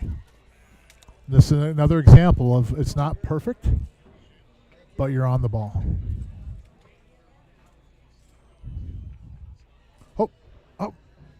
Oh boy, that might have went just a hair too much. Yeah, I don't know if he can make this one. He might have to go rail first.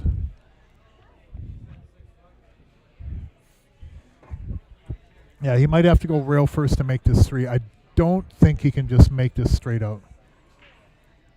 I think he'll lose the and if he like masses kind of curves around to make this 3, I think the cue ball will get away from him, but the 5 will go down in the lower right corner.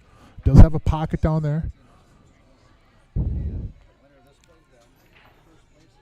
Boy, I don't know. In fact, he might not have to curve. He might be able to just put a lot of spin on this and let the Simonis kind of grab the cue ball and turn it a little bit to the right and so he can make the 3. You might have to just put a lot of right English, and that cue ball will just curve a little bit around that 14 ball. Just real gentle. Got to let that English take, so you don't want to hit it too hard.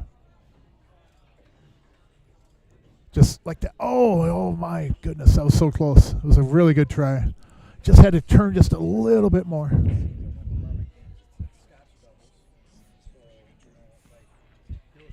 It's a hard shot to shoot, but if you practice those, you can make contact with that 3 with all that English loaded on it, and that 3 will grab and it'll actually shoot to the left. It'll really turn over to the left. If you got a table at home or next time you're at league or something, try a few of those balls like that where you just can't cut it in, but if you load a ton of English on it, you can catch the contact with that ball and it'll throw it enough. Trust me. It's not an easy shot though, and it's very hard to master that ball. But when you hit them, they sure look pretty. They look really, really good. So now where he's sitting here, I kind of like the idea of rolling into the 12 ball, especially if the 12 isn't frozen. Gently roll into the 12 ball, catch the edge of it, and then hide the cue ball behind the 15 ball. And I think there is enough gap right there. You could also even shoot the 10 ball up in the upper left corner and put the cue ball behind the 8 ball, and that would kind of lock the cue ball behind there safe. If he does happen to see the 5, he's going to have to shoot a 5-3 combo, so it's not like it's just a gimme up there either. And I don't know if the 10 actually is pocketable. I think it might be able to go. But what I like about the 10, though, is that the cue ball, you can control that and put it behind the 3. If you elevate, you run the risk of bumping one of those solids if you miss. If you hit it too hard. That's a great shot. That's a really good shot. Good spot with that cue ball, too. Very nice, Søren. Very nice. I thought when he was elevating he was going to fire at that harder, but he just didn't stop the cue ball. That's a great shot.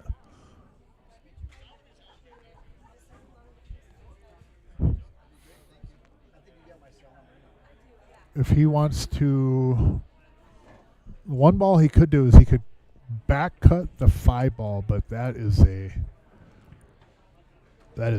difficult cut. Okay, I had to talk to a customer, but I seen that they shot the 4 1/4. They must have got hooked on that ball because he was jacked up a little bit, right? He was elevated. Well, what he did is he shot the 4 1/4 and he came off the rail just a little bit. Didn't have the right turn on it. The right hand. Didn't have enough turn to kill it enough. Yeah, and cue ball. Well, what might have happened on that too, Jerry? That might have been an example of where he hit the 4 just a little bit thinner than he thought. Okay. Yep. And if he hit it more full, the cue ball was going to stay over there. He catch it a little thin. He played it in the wrong lane of the pocket. Ooh. Oh, what a shot on that ball. What a shot. And scratched. No. Oh, no. Oh, Doug just shaking his head. Made a hell of a shot. Oh, my goodness. You don't deserve that, Scott. Wow. You don't deserve that. That's brutal. Pool's brutal.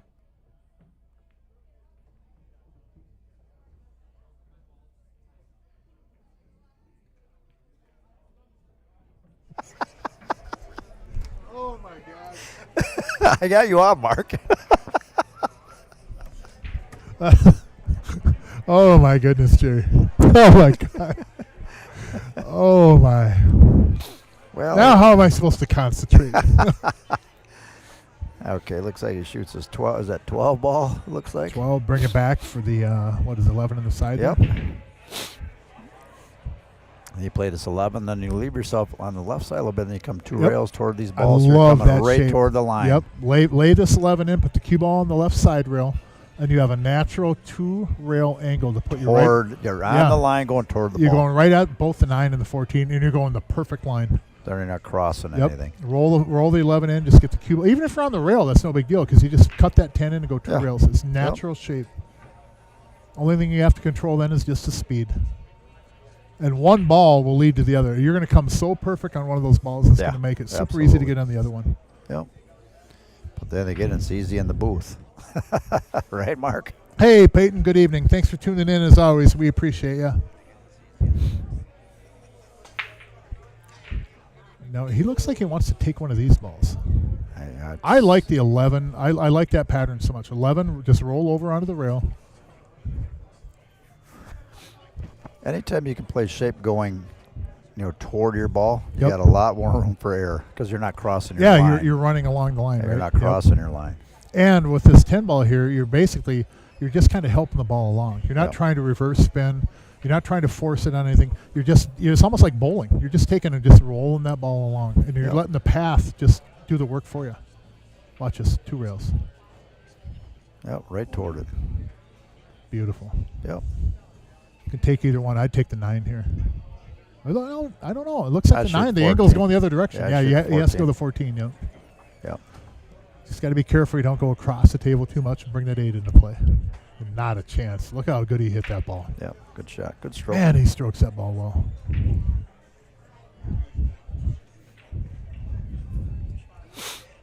Now you don't want to get lazy on this. You got to make sure you lay on a good line for the 8. Yep.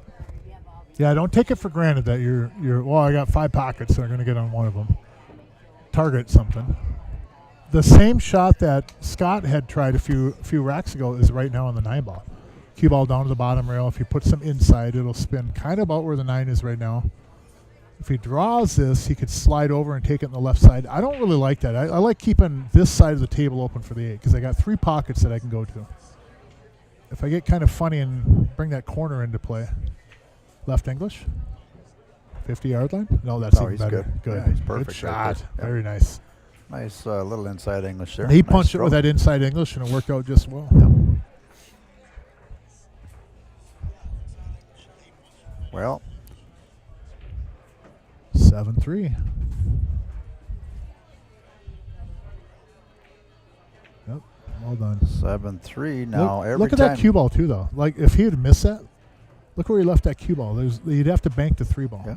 I don't know if enough people do that sometimes. Play that 2-way Pay attention. Yeah. when they're on the 8 ball. Like if you're going to shoot the 8 in without doing too much, I mean, don't go 3 rail shape or something. But if you have an opportunity on that 8, instead of hitting it soft, to put that cue ball in a spot where if you do miss, you leave a bank. Why wouldn't you do that every single time? Well, you should. Now, here's the deal. I mean, think about it, Mark. You're shooting 7 balls before the 8, right? You're playing shape. You're playing shape. You're playing shape. Yep. Now you're on the 8 ball. What do you play shape on?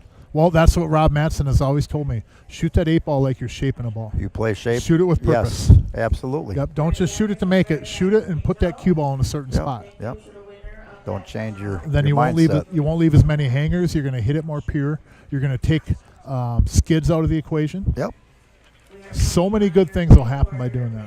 And Rob does win a few things Well, here he and there. wins a couple here and there. I think his advice is probably worth. He can play all right.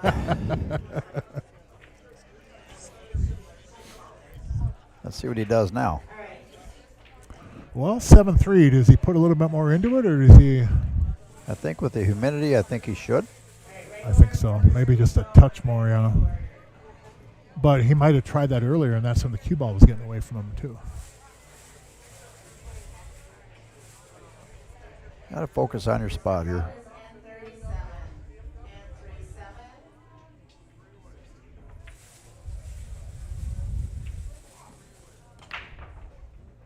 Man, he's getting Made a that ball. cue ball really, really good. Right past the side pocket every time. About a diamond pass. That's hitting it pretty solid still. Obviously, I your think- start shots is solid there. I think but, Rob had said that a lot, too, to me on the head balls, that if you're not getting the cue ball past the side pocket, you're not hitting it really square. And if you're scratching the side pockets, you're not hitting it really square. A good square ball will either come back and sit in the middle of the table, or it'll squirt out to the right or left just past the side pockets. Yeah, if About you a can diamond stay, pass. If you can stay on the inside diamonds like a V into here, Yeah, yep. that's where you want to be. Yep. He hit a little bit off to the right and went toward that side. I don't Yep. like that. He made a ball. Okay, playing the 1 ball here. He might have a little angle on it though. He might bump that 6 or rub. He's got to be careful. Or do you take the 6 and let the cue ball run to the 11? That kind of holds you there. You're going to have the 4 or the 1. If you can follow your tangent, make sure you know where you're hitting on the 11 ball. That's the key. I think he is going 6. If he hits You just high, gotta make he sure might you hit don't- it thin and come down low though. He's got to be careful. Like there, like you just said. I Yep. just said that. See, he had to hit it flush. Yep. 2 goes by the 3, though, so. The minute I seen that Q-tip up high, I thought he might be in trouble, but he got by with it here. Now the 5 ball, they got to deal with that one. I showed Jake Doby about that shot, that 6 ball, about how you can hit that more full. Yeah. And you're actually aiming where you're going to miss the ball. But you put so much outside spin on it that it'll throw it into the pocket for you. Yeah. And then that cue ball gets killed from the deflection angle because you're hitting it more square. Yep. And then the cue ball would roll into the 11 more. So you load it up with a lot of outside. And the beauty of that, too, is you don't have to hit the forward motion on the ball as much, because if you have a lot of spin on that, when it hits the object ball, that spin will give enough momentum to put the object ball in the pocket for you. So you load it up with a lot of angles. You should practice it at home where you back cut in the side and try not to hit the cue ball in the rail enough, and just try to hold the cue ball as much as possible and load as much outside as you can, and then dial that back a little bit when you're in a game. Yeah. You don't want to go that extreme in a game, trust me, unless you have to. But you can do, wow. You can do amazing things with that cue ball, cutting the ball on the side like that, where you can really, really hold that ball. Big break right here for Team Scott and Doug. Have to slice this 11 in here, Mark. Yeah, Boy, I tell you what, when a team, any team gets a 7 or 8, look what happens. You know what I mean? It's almost like having a 2-goal lead in hockey. Yeah, it's the worst lead to have. Monkey on their back right now. Well, they got a shot to get right back in this. Yeah, they do. They can win this game, break a run, and next thing you know, break boom. run, you're at 7-5. Yep. Or 5-7, depending on who you're looking from. And that's a way different match. Ooh, he almost hit the cue ball when he went down to the dresser.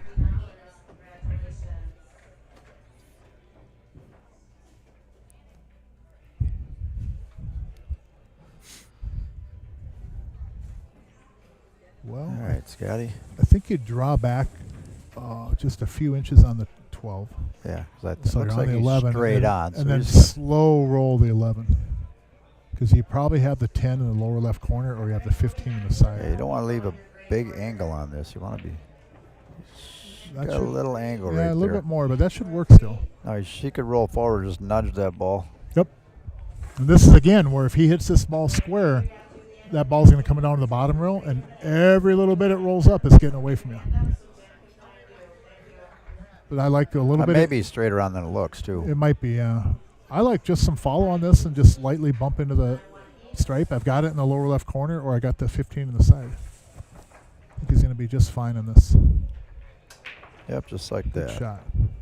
However, I think he might got have a little angle. Yeah, I think he got a little bit of angle on that ball. Draw back, 15 in the side. 8 ball in the same pocket. It's a big game right here. It'll be 4.5 to 7. after this. Playing that With last the modified scoring. Yeah. Oh, Scotty rushed it. Scotty rushed it. He might have been trying to do too much with that ball, too. Yeah. I think I don't that think the 15 went in the Yeah, side. I don't think he had to get there. I think he could have just draw gently and then played in the side, 15 in the side, and then. It's tough for not down there looking. Yeah, at us, you know. yep. I get that part of it, but it's just, isn't it a smaller window up there though? Yeah, Than, absolutely. Than just drawing back a couple of inches. Even if you have a bad cut on the 15, the 8 will go on the side from pretty much anywhere on that side of the table. All right, Well, roll the 4 ball up in the 4 3. up into the 3. Yeah, watch the scratch from the right side, and other than that, you're good. Yeah. Yeah, you got to do it. You got to roll this ball into it. It should be just jacked fine. up a little bit, you know. Yeah, it should be fine. There's a lot of room over there to avoid that scratch. Yeah, well, he's fine that If way. you go straight follow, however. He's all right there. Oh boy, that was close. That was so close. He kind of hit down on the ball. I might have hit center and kind of Yeah. punched it over the side rail, but that was close. He got a big break when Doug missed that. Oh, my God. wait a minute now. Look at that. Hold your horses here, Billy. Oh, look at that. Yeah, hold your horses, Billy. Is that taking it for granted a little bit right there? I A little think bit so. quick maybe too? Yeah, a little quick. This is where stuff goes south. This is after where that stuff happens. goes awry, yes. Oh, no. You got to be kidding me. Oh, boy. I think he's I don't got it think still. either team wants to win this game. I think he can make it still. That's brutal. Yeah. He hit it just a touch Yeah, thin. he's got it. Can he get it?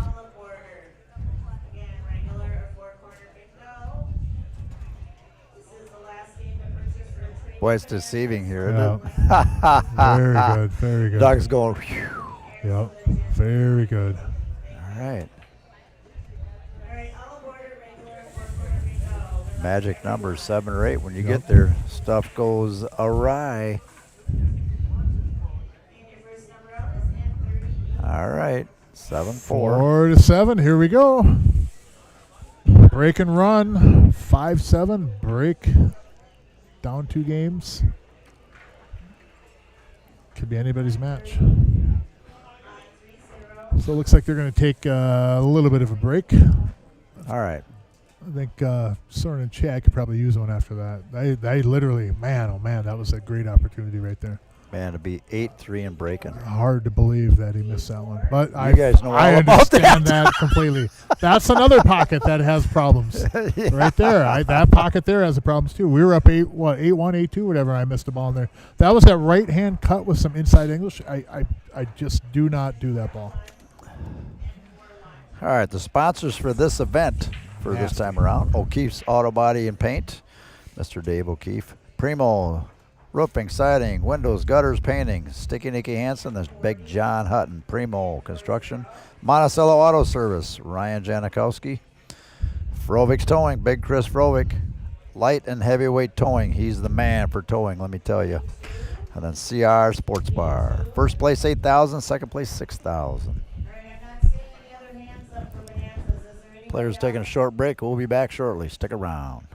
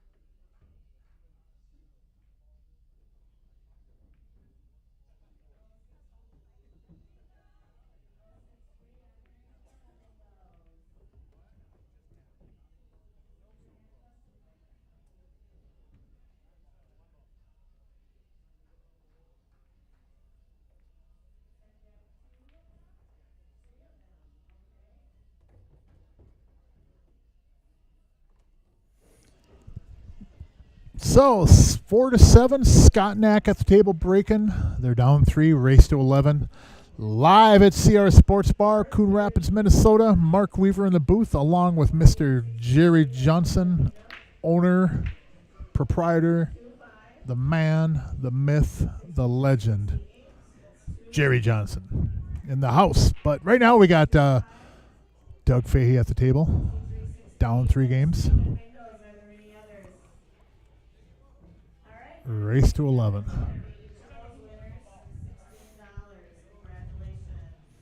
Stripes looks really, really, really, really good.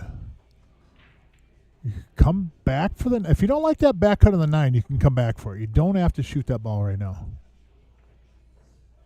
You can take the 12-13 combo, bring the cue ball down to the bottom rail, and back up a little bit. You're going to have the 14 or the 10. You got plenty of balls to shoot at. You have the 12 sitting in front of the pocket, likely. So now you do the 10.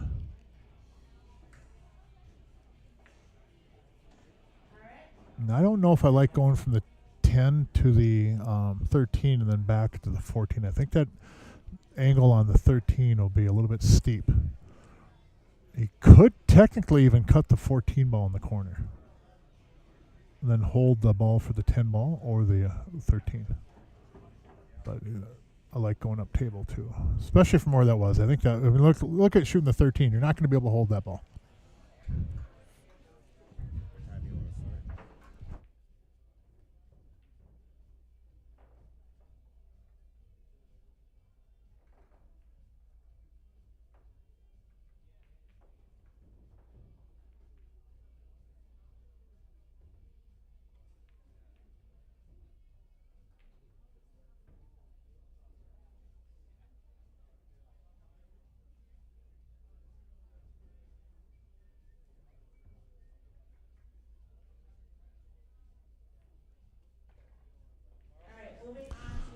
So sorry about that. I had to get my schedule for tomorrow. So, anyways, Doug Fahey at the table on the 11. 9 ball will lead you down to the 14. 14 puts you on the 12.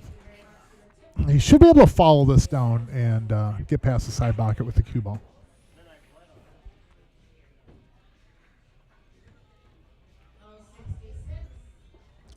Yep. Oh, just barely got there, though.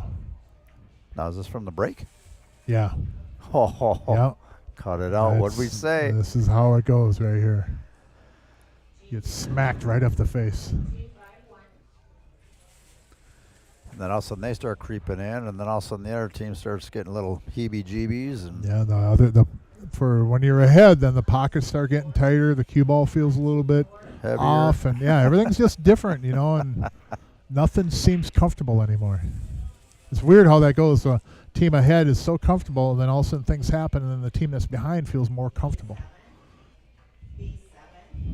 It's just another perfect example, too, of you just never give up. You're never out of it.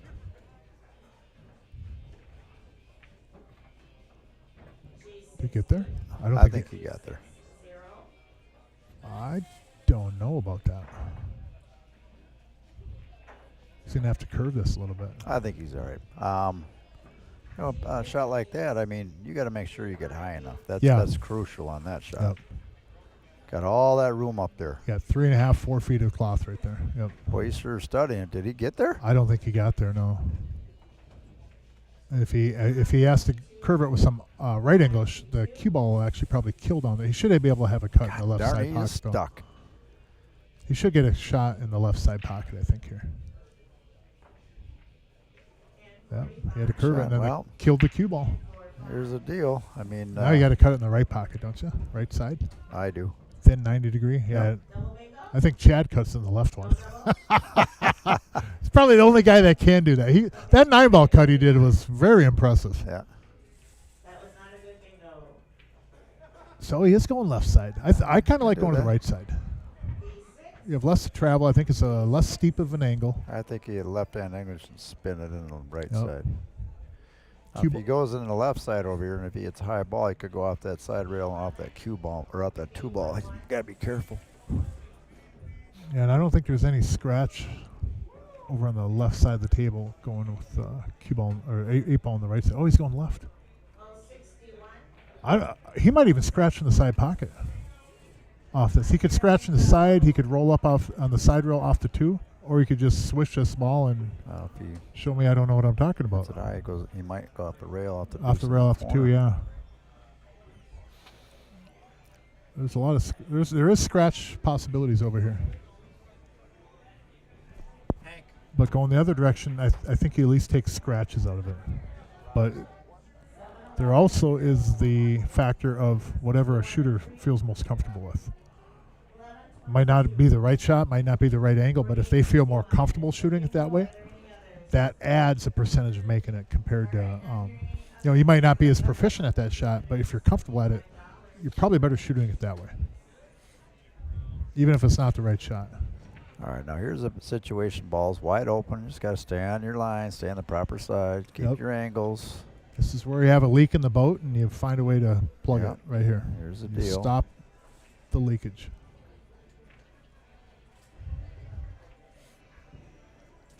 You got the one ball down at the end here. You got to make sure you get good on a ball to get down here. All right, they are moving on to. And the problem is now when you're up and all of a sudden the other team's making a few come back, now you start overthinking stuff a little bit. Yep. So you know what I mean, Yep, Mark? playing a little extra cautiously, and then Not that you guys did that. no. And then you also get into where you're trying to maybe get perfect on the ball. Yeah. When you're not, maybe things aren't going as smoothly as before, but you're trying to get perfect on the ball when you don't really need to. Uh-oh. Is he going to combo? He went a little far there. He's got the 5 still, don't I think he? he's got the 4 on the side. Doesn't he? I If he don't. don't know if... Yeah, it goes. Oh, I was going to It say. goes, yeah.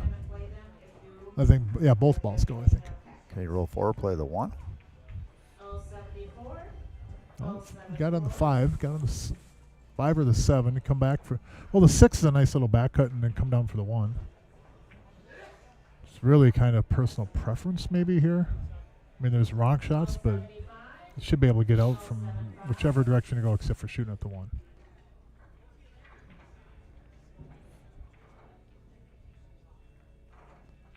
You see, now you got to get that angle on the 6 again.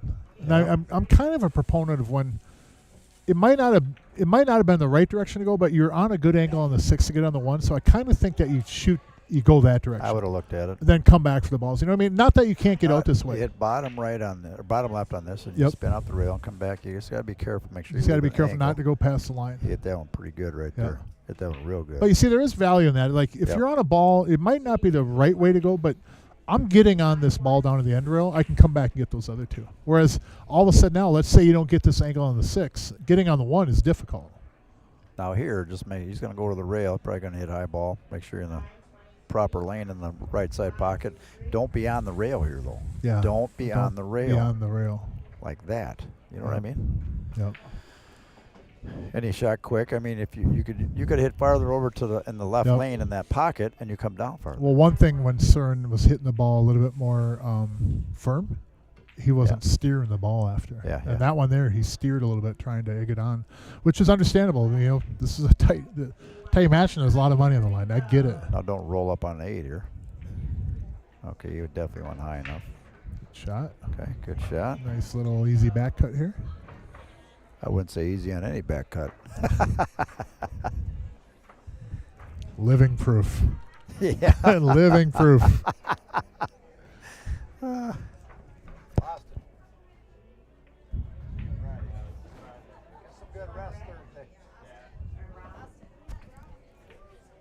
Good shot. Well done. It's a good kid right there. Yes, raised Yep. well. Austin Yep. Olsen, yep. Very respectful and carries himself very well. Him and Hank are both Yep. dynamite young men. Champions away from the table and at the table. 74, 75. That is 2 good bingos. Are there any others? Are there any others? We're going to pay each of those winners $25. I'll be right back. All right.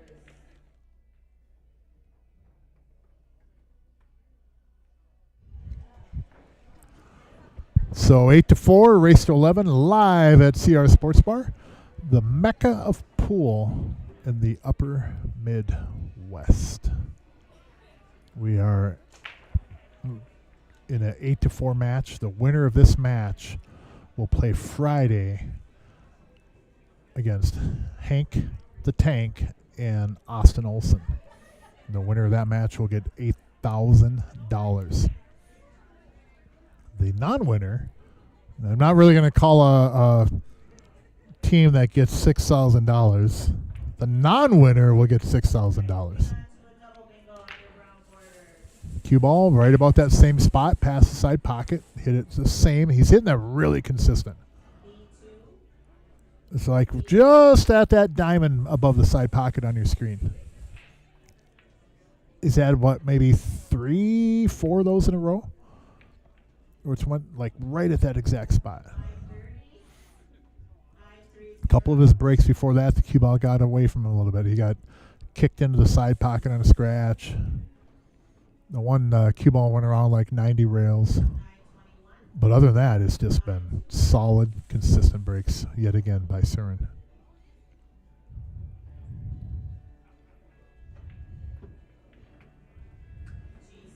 Cue ball's running. All right. You got the 15 in the side for an easy ball. You got a 12 in the corner for a little bit more difficult ball. V4 out of your bingo.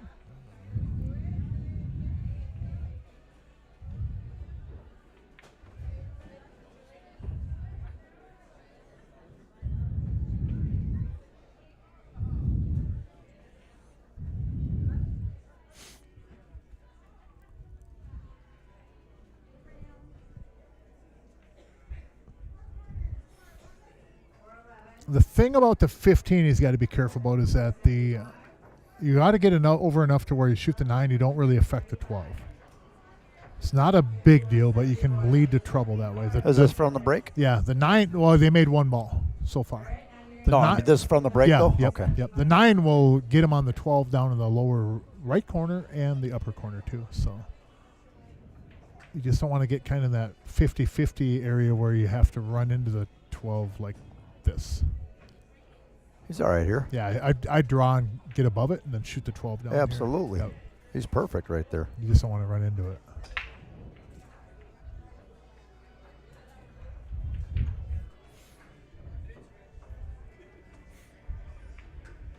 And I think he can also shoot the 15 if he wanted to. Or what's this ball down here?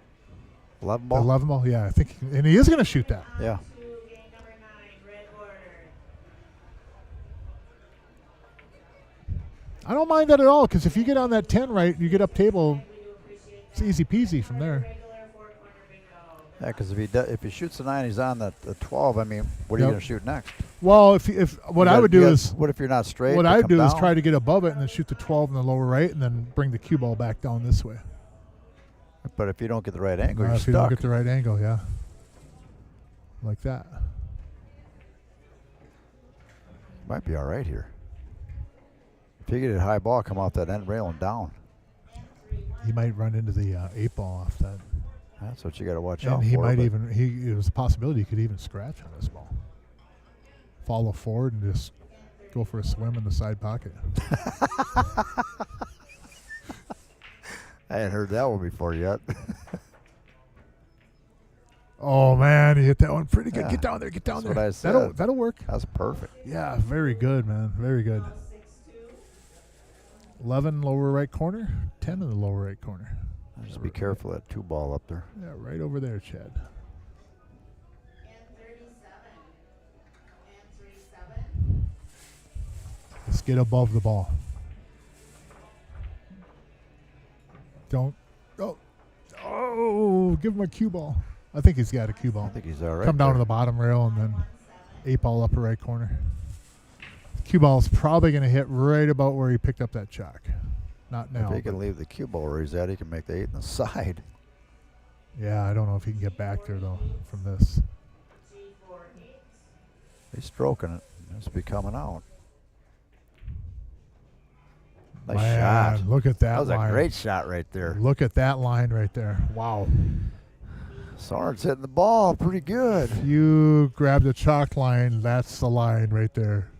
That ball's going right down that chalk line. I-30.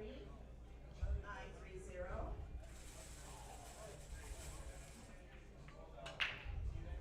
Oh, 2 rails in the corner. I thought we were at the Derby City Banks tournament. Yeah, for a that ball second. would go straight in, dude. You didn't have to bank it. Wow.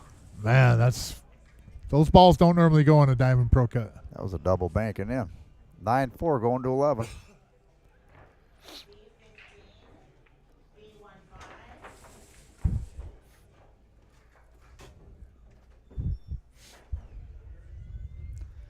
Wow, well, they got over the hump there. That 7 and 8 number is the sticky one, Mark. Look at the conversation Doug and Scott are having up there. I like that. Just Yeah. casual, not really worried. Well, I just read Scotty says, we need to get our asses going here, Getting our Doug. asses going here. Doug's like, yeah, I know. We do make good pizza here, though. Oh, boy. And here's the thing. All these teams, my team included, everybody else, all these other teams, it takes a lot to beat these teams. It really does. I mean, Doug and Scott are very accomplished players. Being up 9-4, I mean, the match ain't over as we've all seen before. But it takes a lot to get up on these teams like this. It really does. It's so competitive. Yes, it is. Everybody shoots well. There's we got the ball in the side pocket again. He's got that one, two of them in Cue the ball side. goes over to that diamond past the side pocket, comes right out in that area there. He's hitting it.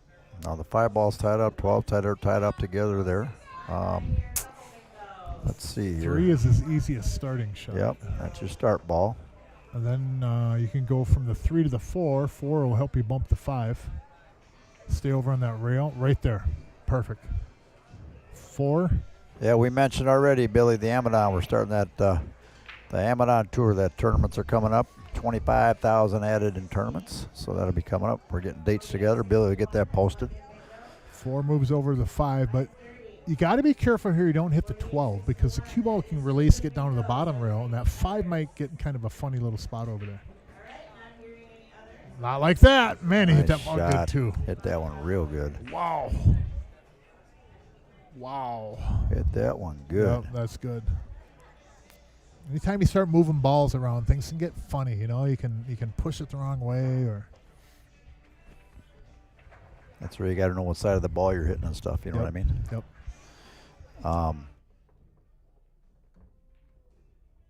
Yeah.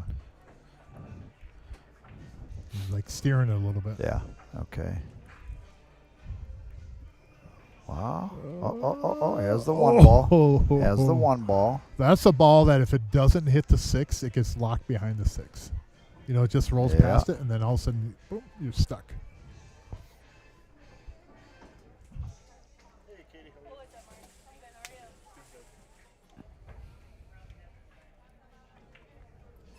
You got quite the crew in here these days.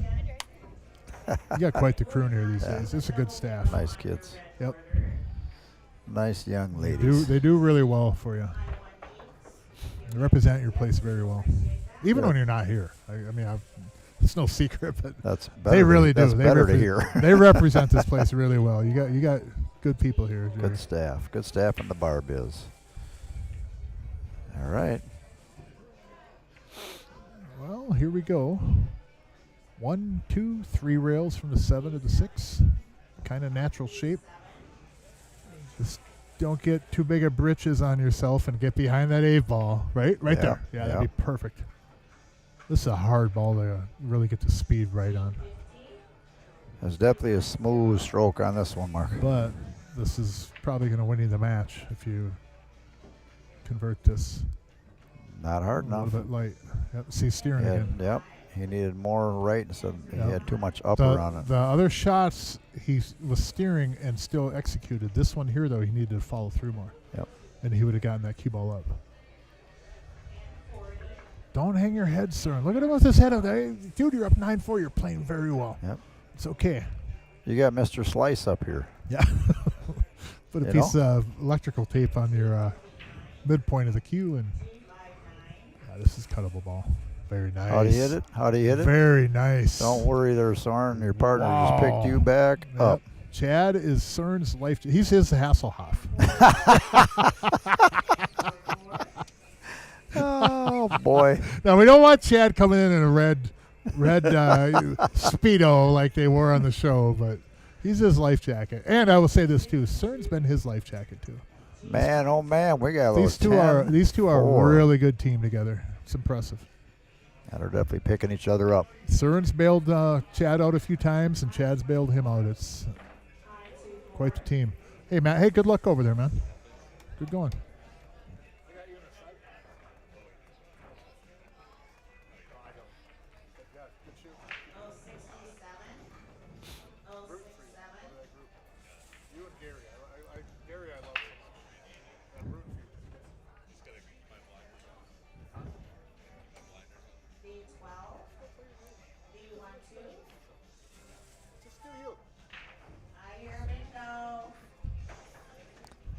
All right, they're on the hill, Mark.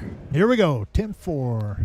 On the hill. Søren Eriksson, a.k.a. Now, there was King Kong breaking. There was a team that was up 10-2 and lost, wasn't there? It was a 2 with a 10. Went home with a 2, 10 at 2, and woke up at 10 with a 2. However the hell that goes. Somebody was up 10-2 and lost. Left the bar at 2 with a 10, woke up at 10 with a 2. What was that? Was that Willie Nelson? I think he sang that song. Yeah. But yeah, there was a team that was It was Hank. quite a bit. Hank yeah, was up Hank, 10-2, I Hank think and he Austin. lost. Hank and Austin, yeah. 59-73, that is a good bingo. Yeah, Hank and Austin were up like that too and got away Look from at it. this. And I think Austin had a ball in the side pocket. And boy, has he rebounded since. It's impressive. Yeah, he's playing I've told him strong that right now. a couple of times, man. You've rebounded so well from that. And that's what you do. You know, you get those letdowns, those heartbreaking matches or shots and stuff, you rebound. You pick yourself up. And you get back out there and you do it again. We're not pros. We have to expect that we're going to have some hiccups from time to time. And if you That's for don't sure. feel that, you're not being real with yourself. That's right.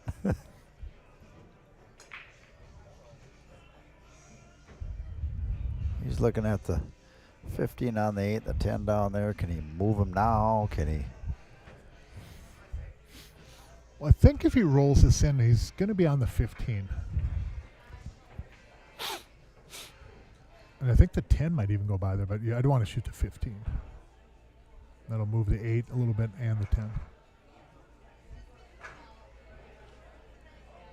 And I don't mind this either because I think that 9 I gets think him the on 10 that. goes. But I think the 10 goes too. But I think I like going this direction first because the 9 gets him on these balls so easy. Yeah, You might that- not get back up there. You get rid of them 3 balls Yep. up there, and you're coming back down. And here you can now. get the same angle if you want on that ball on the side. Now the key is after he shoots this one on that 11, where he's at on the 14. Yep. I mean, does he? If he's good on that 10, he just nudge him over. And It's an excellent, in my opinion, decision what he did there. It's easy to come back up for those balls, but if you don't get a good angle on one of them, you're not necessarily getting those 2 balls in the rail. And you're going to get on this side pocket ball the same way anyway. So I think that's a great decision. All right, we're going to start the bonanza game. A little straight. That'll be right, though. no, I think he's all right. Leave himself a little angle on this 10 here, and then he can Now, Søren can't. roll forward and You move. got to be careful steering a ball in the side pocket. Yeah, what's he? Just stroke this one in, bud. Looking to see if the 8 will go. All right, your first number out. You might not need to take it there. If you play this right, you could take the 8 in the right side, right corner pocket too.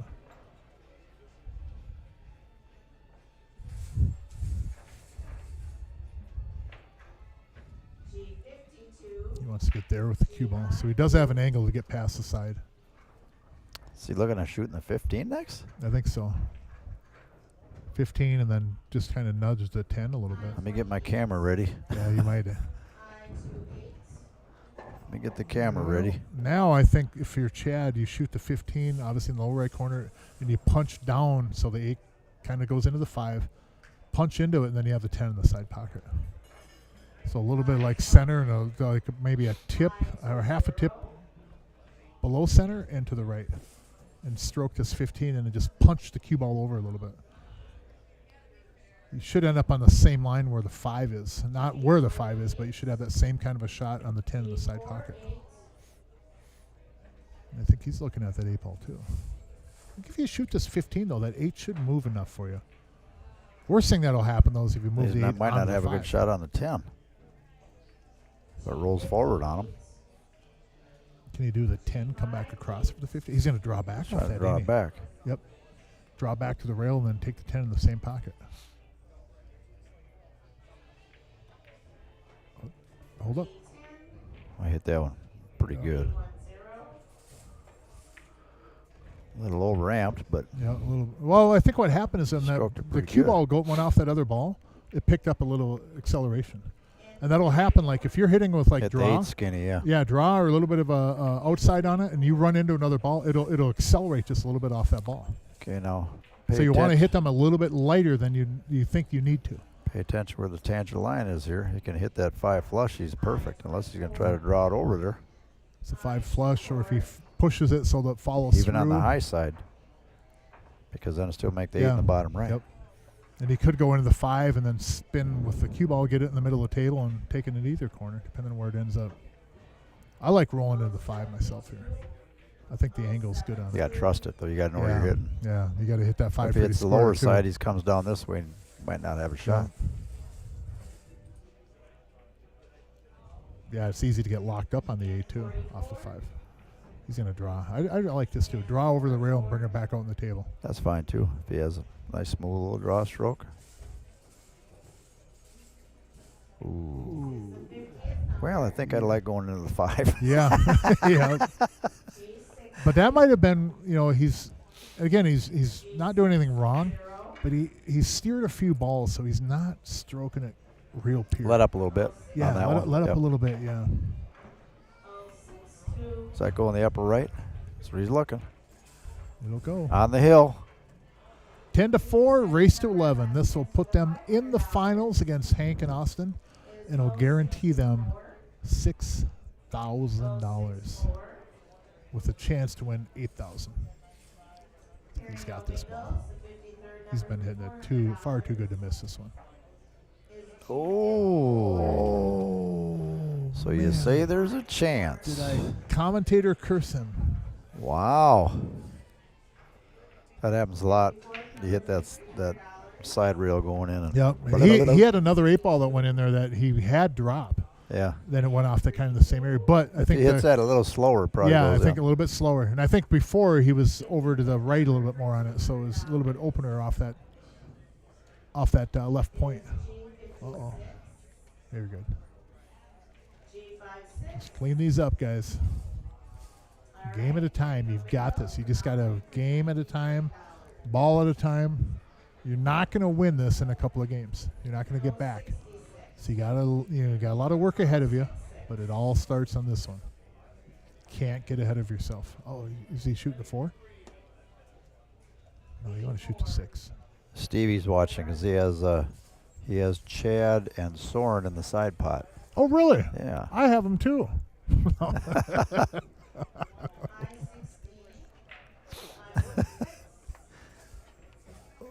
Oh, got a little goofy. Oh. Got a little goofy. The 2 doesn't go now. Uh-oh. Look at that 8 hanging in the pocket too. Oh, boy. Yeah. Oh, boy. You know what you got to do here, Scott? You've got to shoot the 6 ball in the right side pocket, bring the cue ball down to the bottom or right about where you're standing, and go back up into the 3 ball with the cue ball. He's playing the combo right now. Oh, dude, yeah. Saying, you know what? It's go time. Oh, boy, yeah. Well, That's will it. do it. That will do it. Thanks for tuning in, folks. We appreciate it as always, and make sure you tune in Friday night. 6:30. Get some extra popcorn. Get a few extra cans of beer, whatever you got to do. But we're gonna be live here at 6:30, huh? Yep, 6:30 is going to go off on Friday. We got Austin Olson, Hank Leinen, Awesome. Soren Erickson, Chad Plumley for all the money. Hey, So, we appreciate you all tuning in. Thank you, and have a good night out there. Be safe. We'll Thanks, see you Mark. on Friday. Yep, thank you, Jerry. Thanks, everybody, Yep, for later, tuning everyone. in. We'll see you Friday.